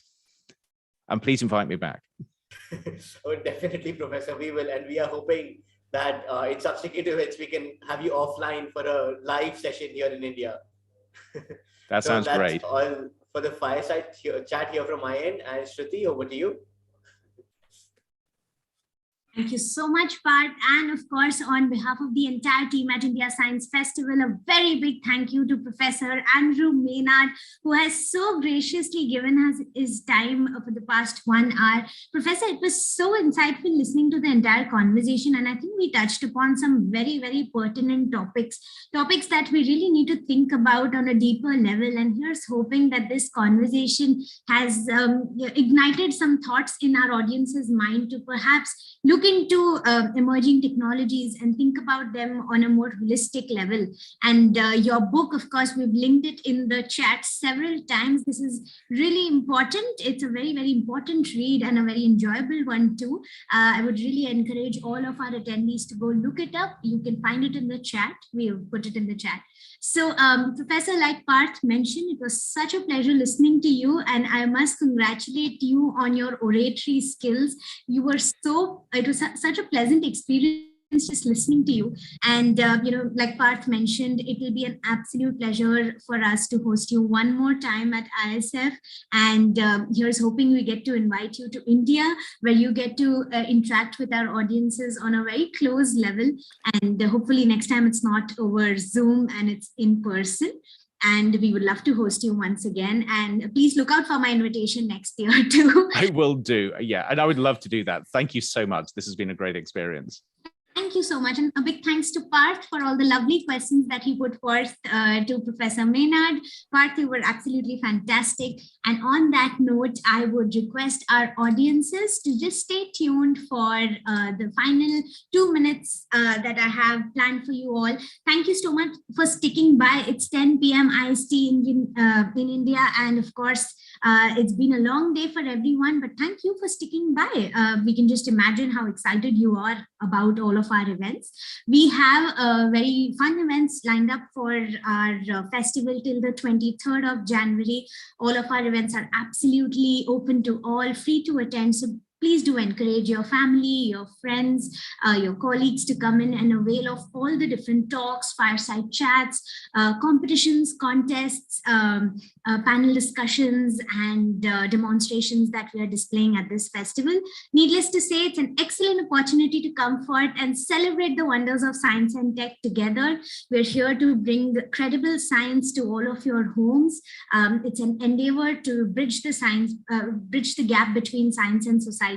And we really hope that you'll be a part of this initiative throughout the course of the festival and the coming years too.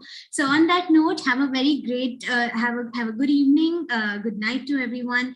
And please do stay tuned for all of our events and keep following us on our social media channels where we post regular